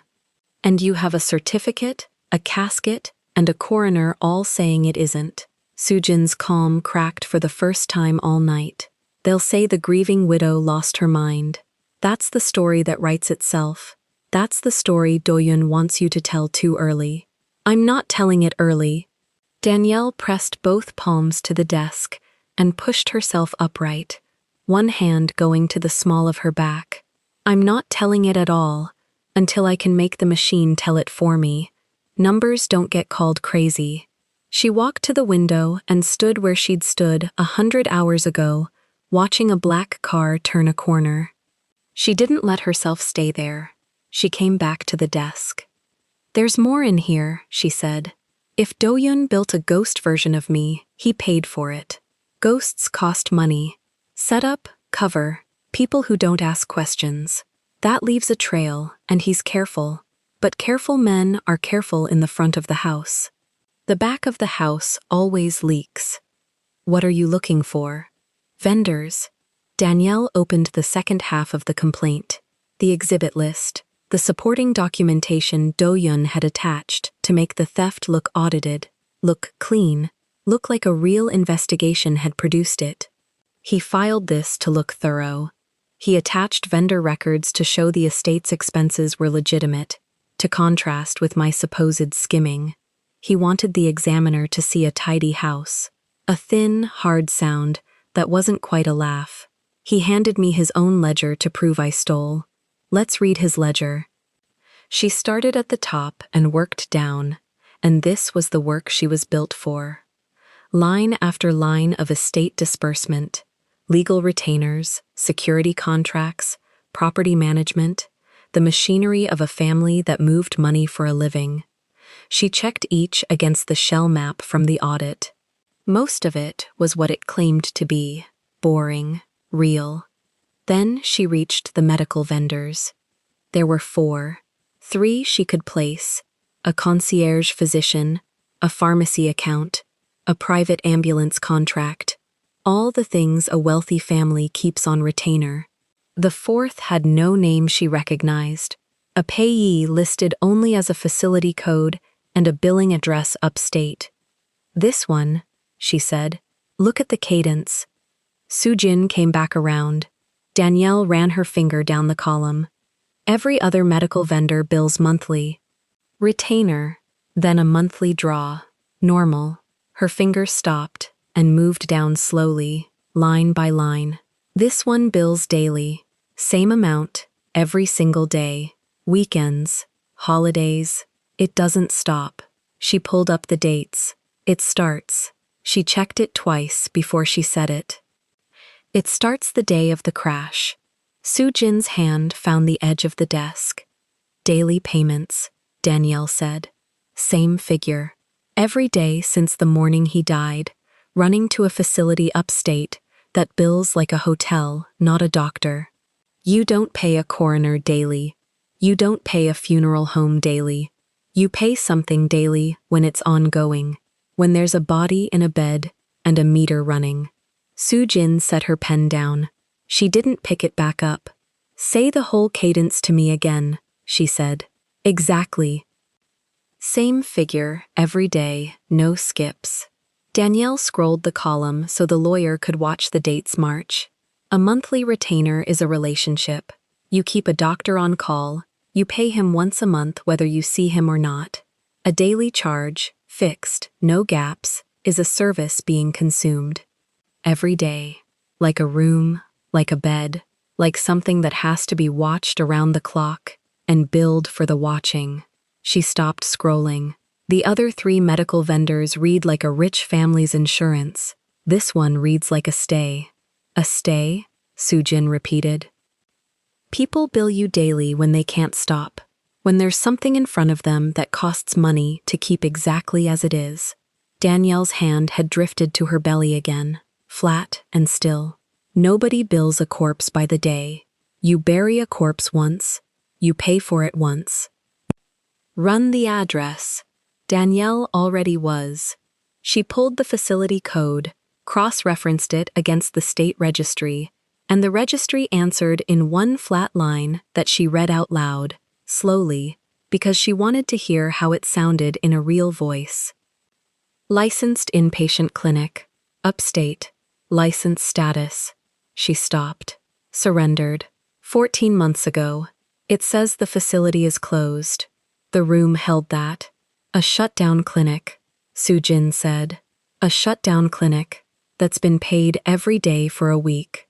Danielle sat back down, hard, and put both hands flat over the compact rise of her belly, and this time she did look down at it. Once, before she looked back at the screen. "You don't wire money daily to an empty building. Empty buildings don't cost anything. Somebody's running that place off the books. Off license means off the register. Off the register means no inspections, no reporting, no names on a chart anybody can pull. Her voice dropped. It means whoever's inside isn't officially anywhere. Sujin's face had lost its lawyer's flatness. Danielle. I know. You're describing a place you hide a person. I know what I'm describing. She said it steadily, and the steadiness cost her everything. A man dies 9 minutes after a phone call. His private money lane keeps signing for a week. His mother's fixer wires cash every day to a clinic that isn't supposed to exist. She squared the pages, tapped their edge on the desk until they lined up. I'm not saying the sentence yet. I told you, I'm building the machine that says it for me. She opened a fresh document and began, methodically, to assemble it. The tier mismatch, provable, clean, a thing an examiner grasped in 10 seconds. The post-mortem timestamps, 4 releases, signed under a dead man's authority. The private urgent sequence, the lane only he could touch, used after his funeral. And now the vendor, daily payments, fixed sum, to a surrendered license upstate, beginning the morning of the crash. 4 facts. She numbered them 1 through 4, and she did not write a 5th line, the one they all pointed at, because the 5th line wasn't hers to write yet. The numbers would write it. I need the exact filing time of their void petition, she said, the second it hits the clerk. If they void the marriage before I put this in front of the examiner, I'm nobody, a stranger with a spreadsheet and a grudge. But if I'm still his wife when this lands? You're the estate's own auditor, Sujin finished, reporting fraud inside the estate. Standing, Danielle almost smiled. They spent a week trying to make me small enough to ignore. They forgot small isn't the same as gone. Sujin gathered her portfolio and stood. At the door she stopped, one hand on the frame. The clinic. Are you going to? No. Danielle didn't let her finish it. I'm not driving upstate to knock on a hidden door alone at 5 months. That's exactly the picture they want. The unstable widow trespassing at a defunct clinic. Look, she's confirming our story. If there's someone in that building, I don't get them out by walking in. I get them out by making it too expensive to keep the door shut. She nodded at the screen, the 4 numbered facts glowing there. You put the right pressure on the right men, and the doors open themselves. Sujin looked at her for a long moment. The pregnant woman at the desk, with her bank frozen, and her name in the papers, and 4 lines of arithmetic between her and a locked room upstate. Don't sign anything, Sujin said, out of habit, at the door. I'm not signing. Danielle pulled the laptop closer, and the light washed her face clean of everything but the work. I'm counting. The door clicked shut. She listened to the footsteps go down 4 flights, listened to the street door open and close, listened to a car she couldn't see pull away from a curb she knew too well. Then she was alone with the machine she was building. She read the vendor line one more time.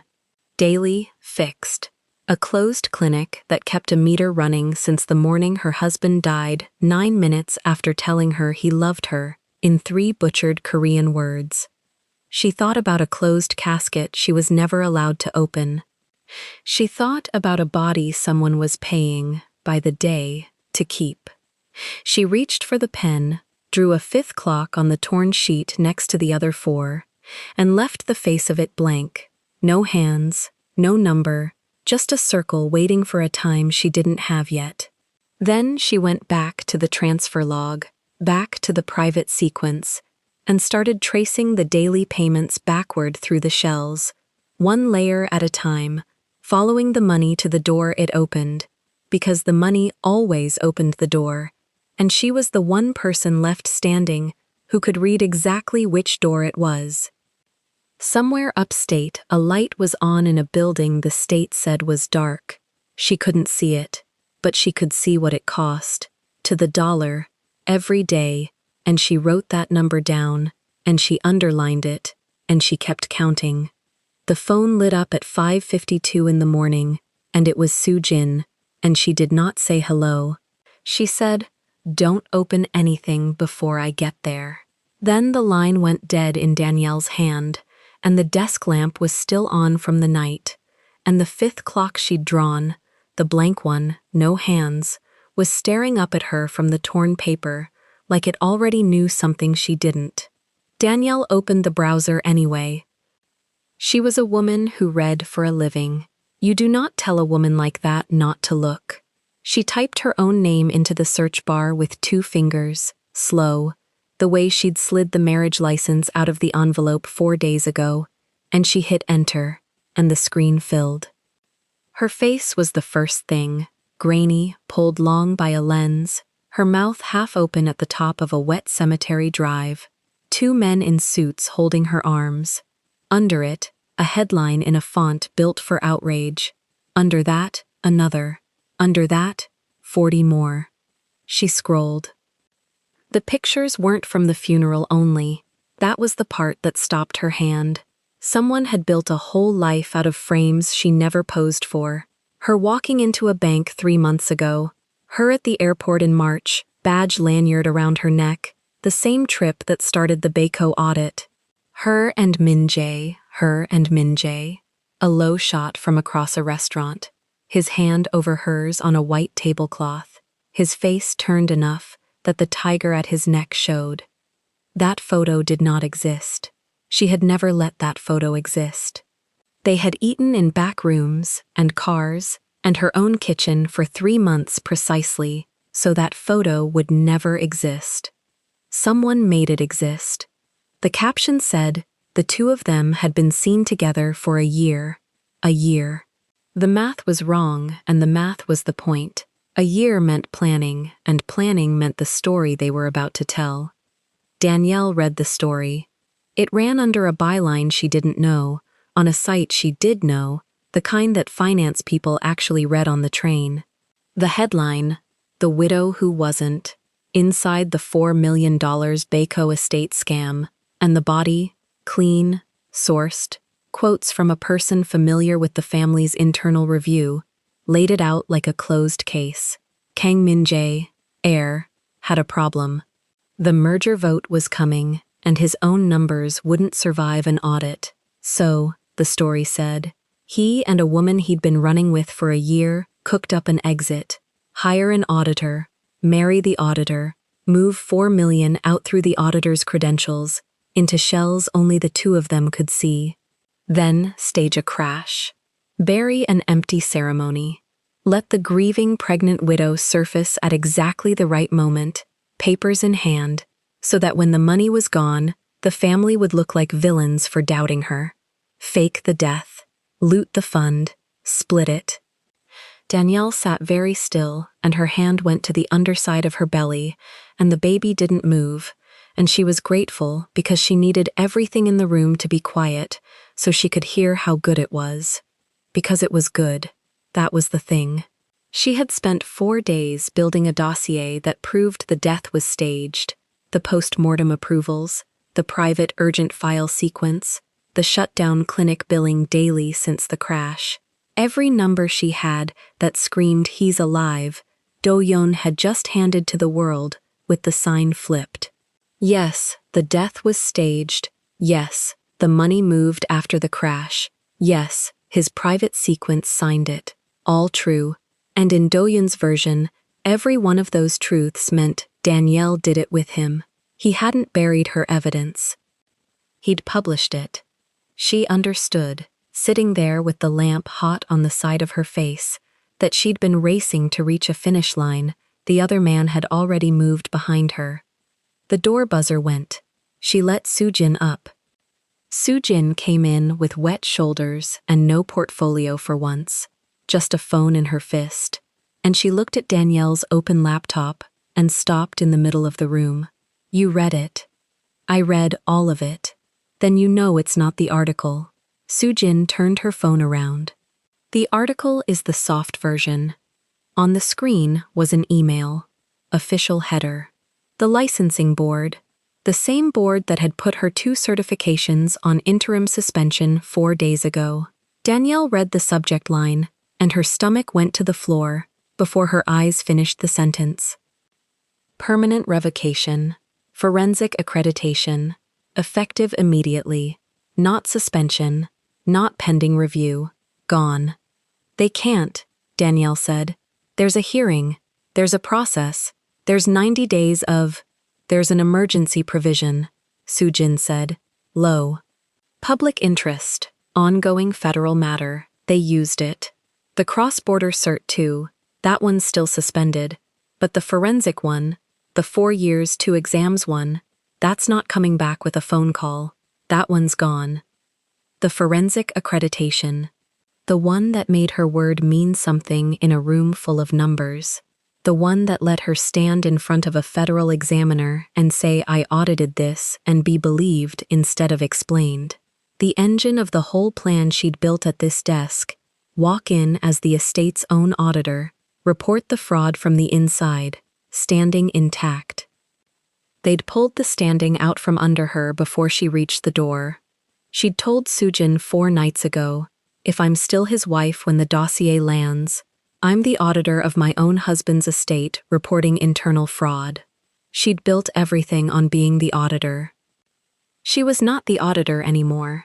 As of 5:52 this morning, she was a con artist with a revoked license and a leaked photo that didn't exist, 5 months pregnant, telling a story about clinics and private sequences that sounded... She made herself hear it the way a stranger would, exactly like a guilty woman's alibi. Sit down, Sujin said. I'm fine. You're gray. Sit down. Danielle sat, but not because she was told. She sat because her legs did the math faster than her pride. She put both hands flat on the desk, on the torn paper, over the 4 clocks and the 5th blank one, and she breathed the way the nurse had taught her to breathe in the 2nd month, in for 4, hold, out for 6. Who's the source? She said. The article. A person familiar with the family's internal review. Do-yun, or someone he owns. I know it's Do-yun. I mean, which face did he use? She lifted her head. He didn't sign it, Baeko. He didn't put Hee-suk's name anywhere near it. He built it, so if it blows up, it's a reporter's mistake and a bad source. And the family just grieves quietly on the side. He's 3 moves. She stopped. She'd said that before, at the cemetery, and she would not become a woman who said the same true thing on a loop while the walls came in. He built himself a door out of it. He always builds himself a door. Sujin's phone buzzed in her hand.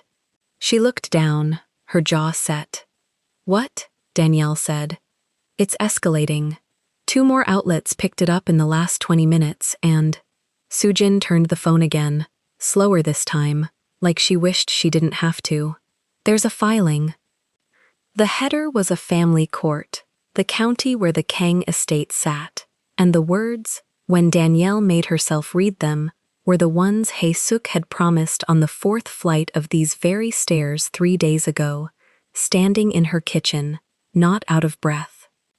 Emergency petition, guardianship, unborn issue of Kang Min-jae. They're citing the article, Sujin said. Their own leak.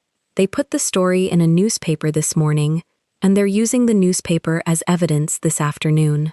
The proposed mother is the subject of a federal fraud inquiry, has had her professional accreditation revoked for cause, and poses a flight and instability risk to the child. They built the risk, and then they filed on the risk. The room was quiet. The lamp hummed. Somewhere below on the street, a truck backed up. Beep, beep, beep, and Danielle listened to it until it stopped. She was aware, clinically, the way she'd be aware of a number that didn't tie, that this was the bottom, not a feeling, a position. 4 days ago she was a widow, with a folded paper and a name nobody knew. Now she had a revoked license, a public brand, a federal cloud, and a court reaching for the one thing that had been kicking against her ribs at 4 in the morning to remind her it was hers. Everything they took the first week, they took quietly. Money, license, roof. This week, they took it out loud, in her name, with her face on it, and they put the last thing, the child, in a courtroom. She should have felt it drop.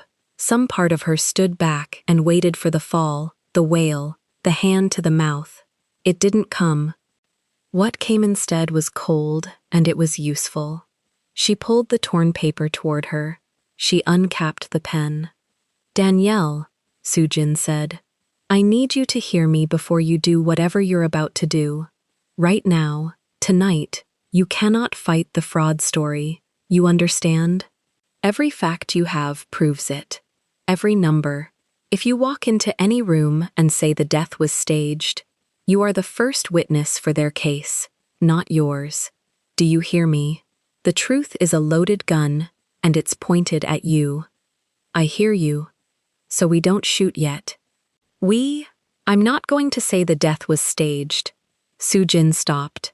"I've been trying to prove he's dead but not dead," Danielle said, and her voice had gone flat and fast, the audit voice, the voice that read 40 pages an hour and missed nothing.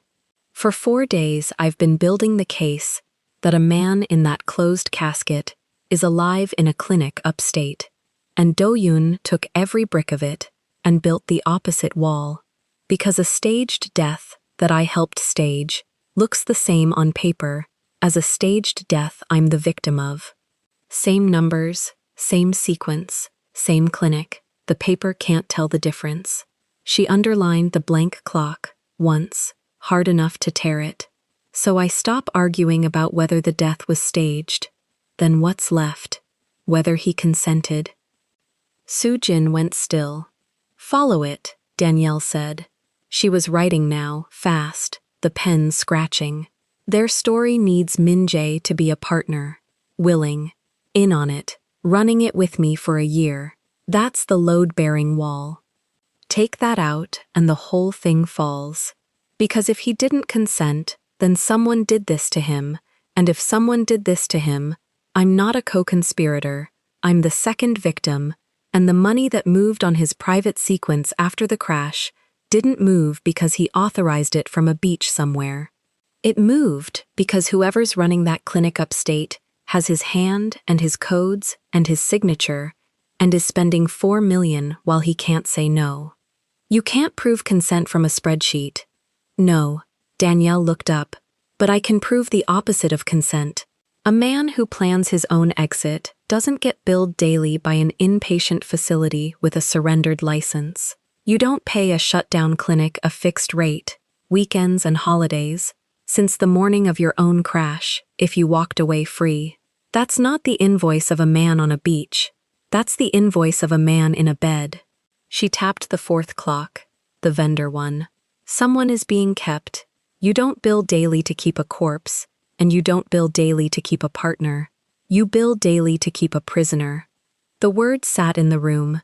Sujin lowered herself onto the arm of the chair, slow. When she spoke, it was careful. If that's true, if you're right about who's in that clinic, then chasing consent gets you very close to a man Do-yoon would rather everyone believe is in the ground. I know.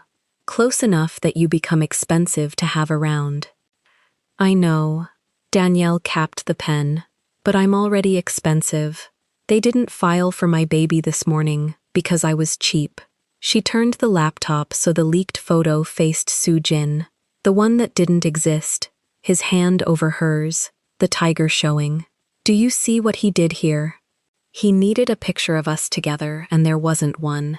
In 3 months there wasn't one, we made sure. So he built it. He forged a moment that never happened to prove a year that never happened." She touched the edge of the screen. A man who has real evidence doesn't manufacture a photograph.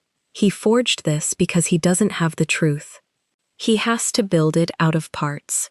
Every fake thing he makes is a place he's short. Sujin looked at the photo a long time. "You want to find where the photo was made. I want to find everything he built. The photo, the year, the person familiar with the review. Every seam." Because the fraud story is a construction, and I read constructions for a living. Read, present tense, license or no license. She almost smiled, and it didn't reach anywhere. They can revoke the paper. They can't revoke the eye. The buzzer went again. Both women looked at the door. It wasn't a delivery hour. It wasn't Hae-suk's hour. Hae-suk came in the daylight, up the stairs, alone, to be seen refusing the chair. This was the gray edge of morning, and the buzzer went a second time. 2 short, 1 long. A hand that knew it wasn't welcome. Soo-jin was on her feet. Don't. Danielle was already at the intercom. She pressed it. She didn't speak. The speaker breathed.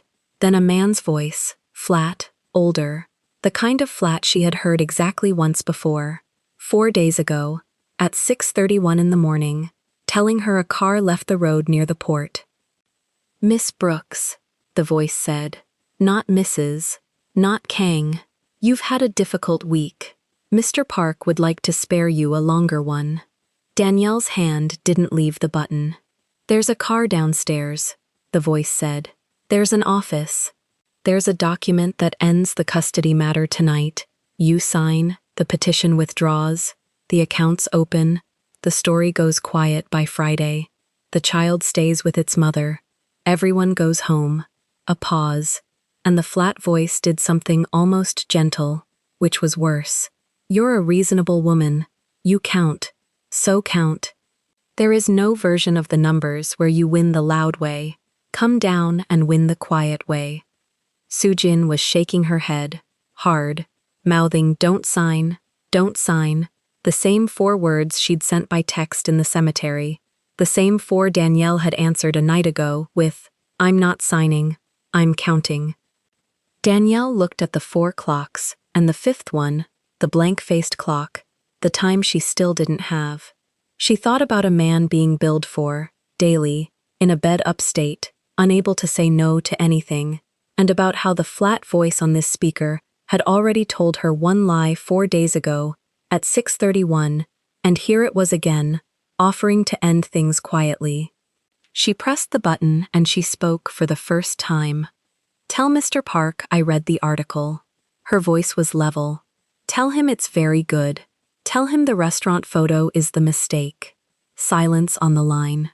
"He'll know which one," she said, and let go of the button, and the speaker clicked dead, and downstairs a car door. She heard it through the single-pane window, 4 floors down in the quiet street. A car door opened and closed, and did not pull away. It stayed.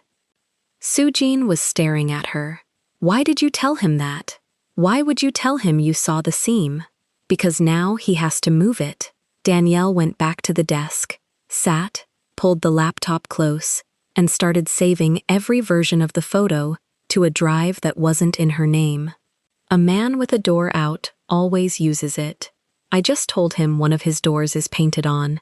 He'll go check, and when he goes to check," she copied the file, watched the bar crawl, "he touches it, and a thing you touch to hide, you can trace."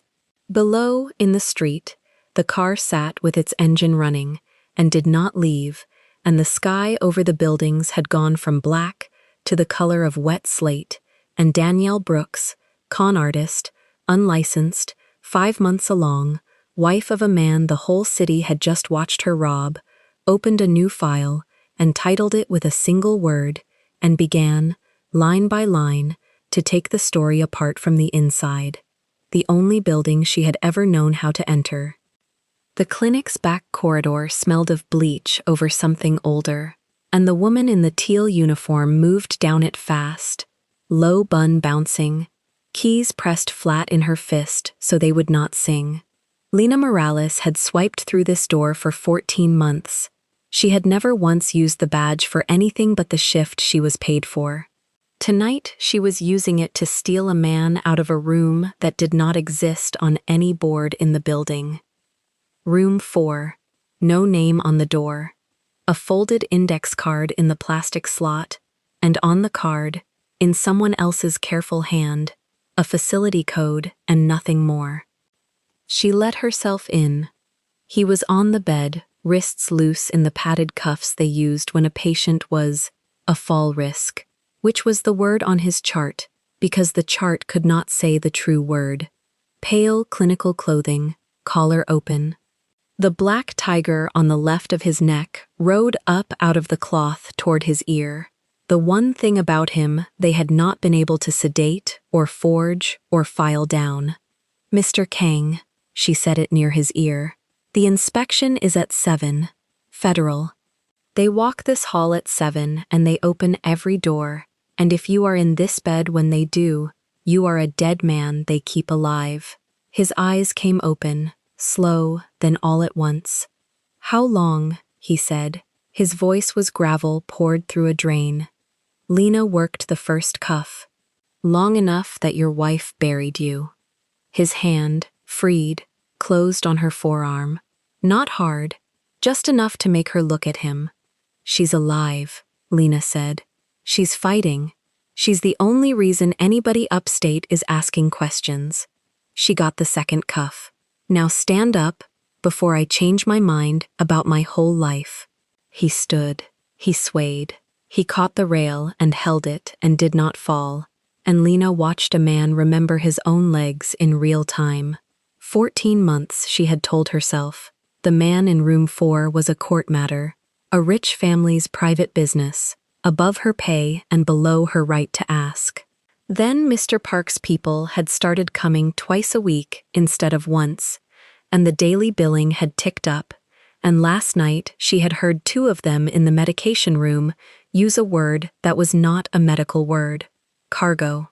That was when a nurse stopped being staff and started being a witness. She put his arm over her shoulders. "Service stairs. There's a car."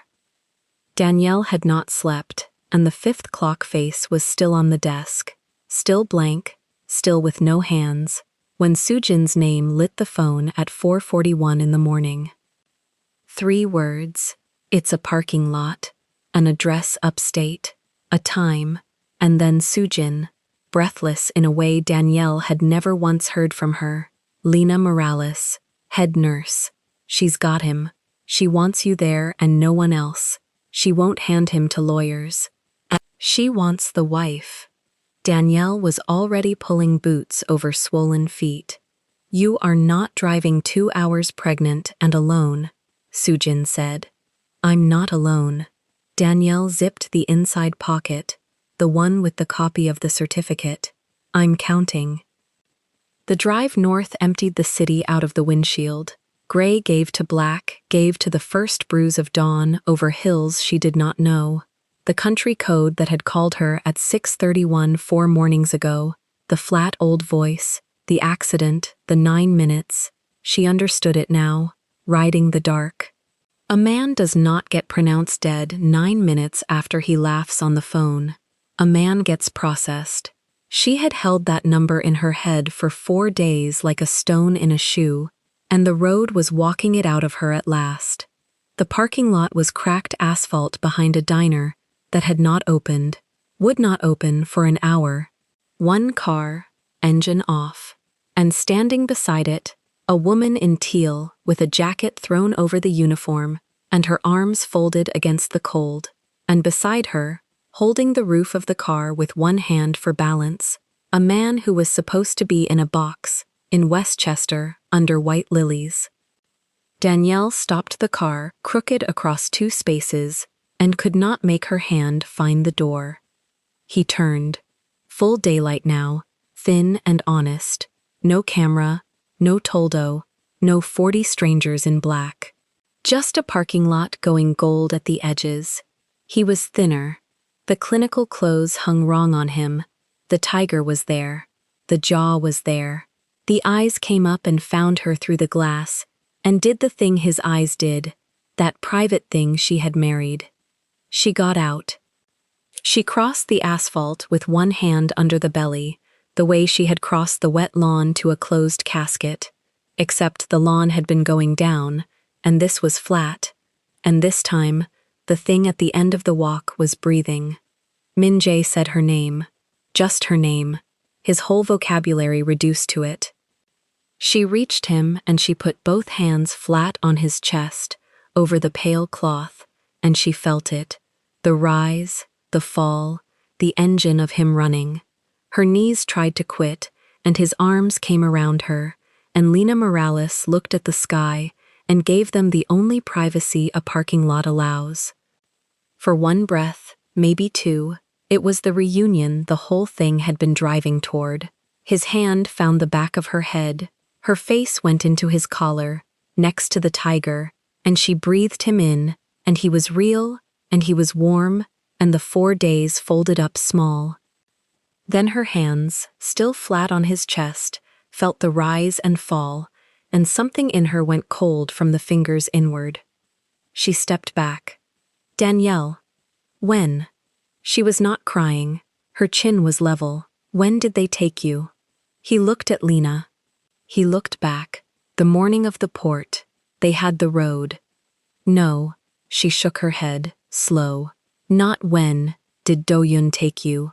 When did you decide to die? Her voice stayed low, and it stayed even, and that was worse than a scream. You called me at 6:22. You told me to delete the file. You said when I get back we tell them. And then a man called at 6:31 and said accident, said dead at the scene, said 9 minutes. She pressed a fist under her own ribs. 9 minutes is not a crash, Min-jae. 9 minutes is a schedule. Whose schedule? The parking lot was very quiet. Tell her, Lena said from the car. Not unkind. She drove 2 hours. Tell her.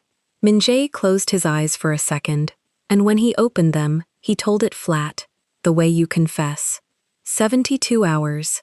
His voice cracked and he pushed through it. I signed off on my own death for 72 hours. It was mine. It was a trap I built.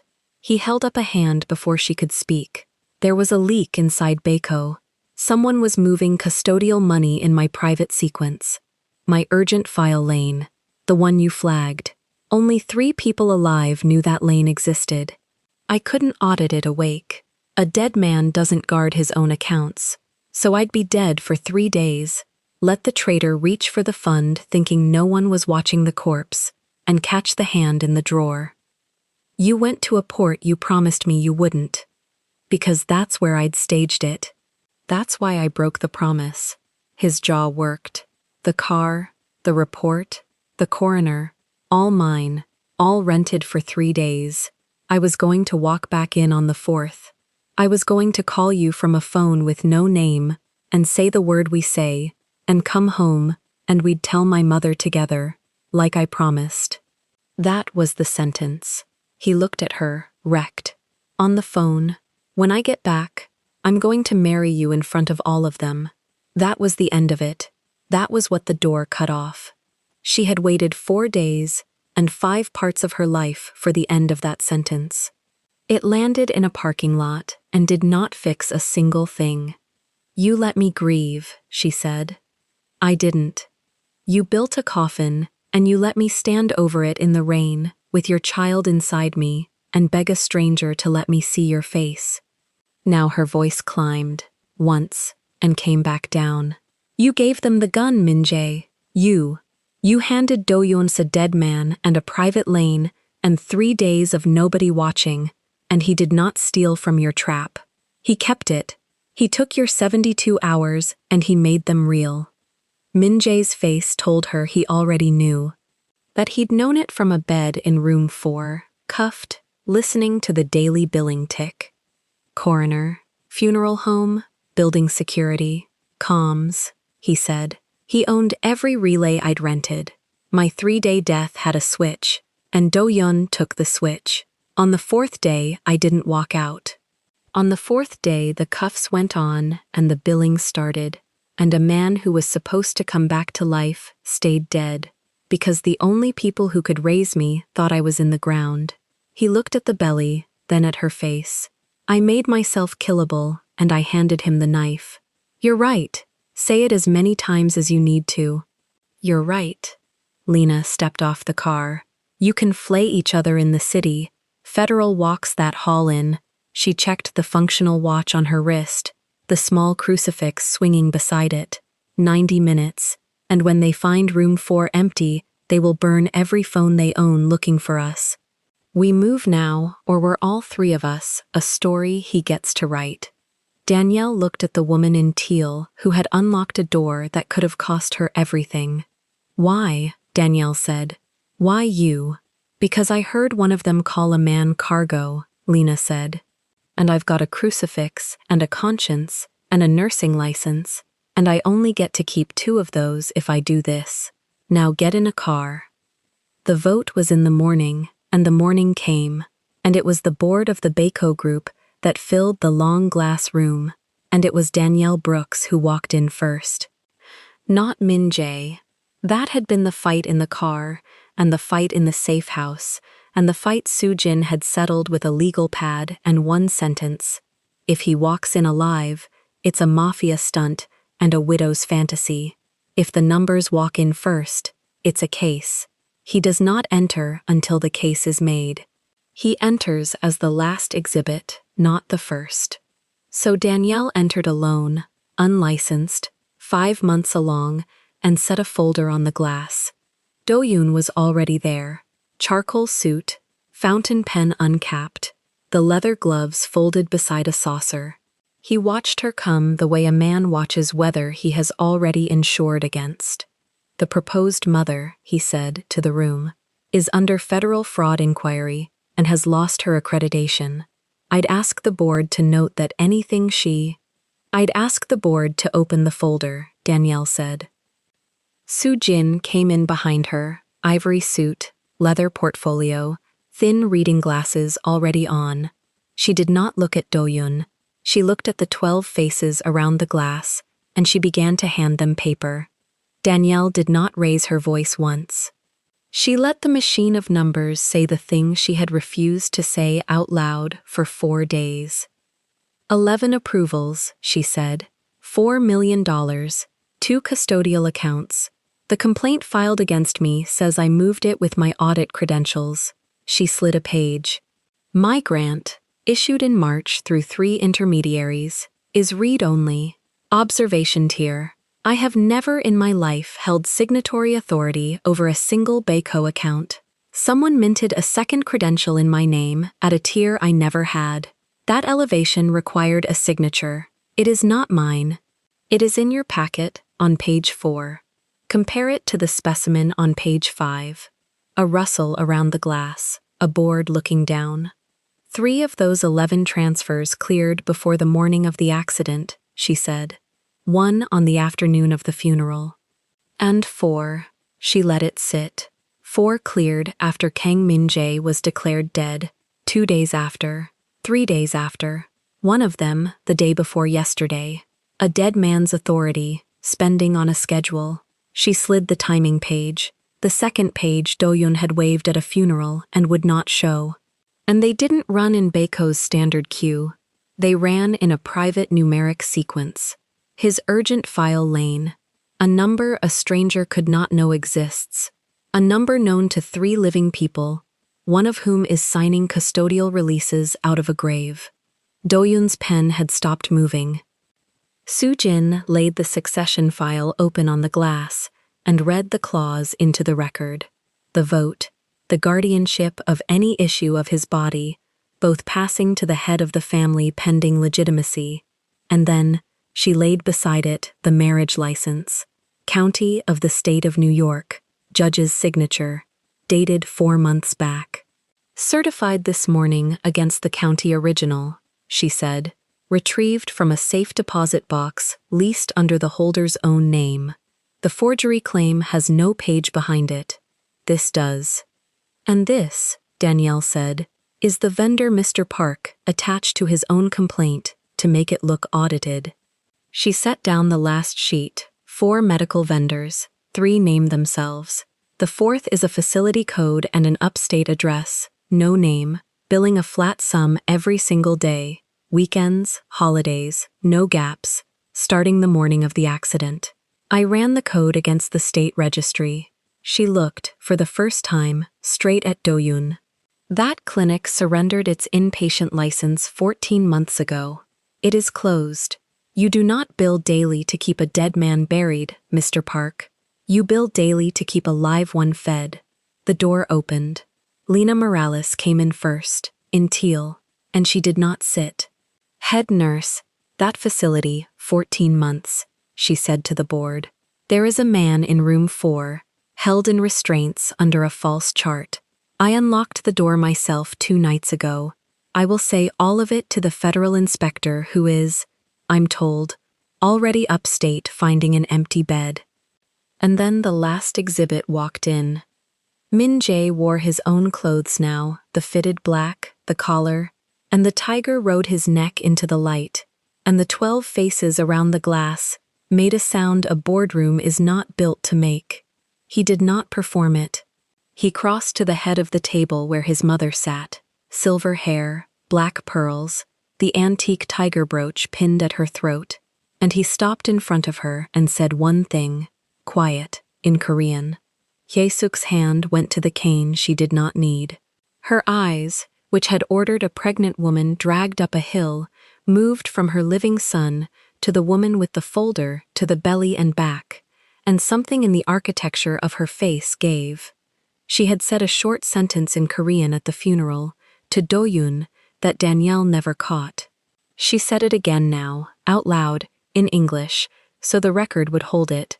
Get her out, she repeated, is what I told him. At the grave.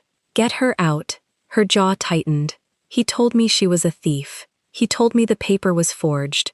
He told me my son's happiness was a scheme against the estate. She stood, upright, 61 and steady, no theater left in her. She reached into the structured black coat and drew out a single folded page and held it across the glass to Danielle.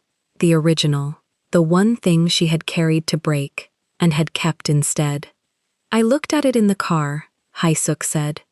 At the funeral, I told myself I hadn't. She set it in Danielle's hand. You are my son's wife. That child is Kang. And that man, she turned her whole body toward Do-yoon, buried my son to rob him and let me hold the shovel. Do-yoon capped his pen. He did it slowly, because slow was the only power he had left, and he reached for the folded gloves, and 2 men who had come in behind Lena, not Baeko men, plain suits, a warrant between them, put a hand on each of his shoulders. No gun cleared a holster. No voice rose. He stood because standing was the last thing he chose. They walked him to the door and he went, 3 moves behind for the first time in the whole story, and the door closed on the sound of his own careful shoes. It was Min Jae who dismantled it, and he did it in front of the board, on the record, which was the only place it counted. He put his voting interest, the swing, the thing the whole 18 days had been a countdown to, into a blind trust with an independent auditor, and named the auditor by requirement, not by name, so that no one could ever again mint a ghost in someone's credentials and move 4 million through a dead man's lane.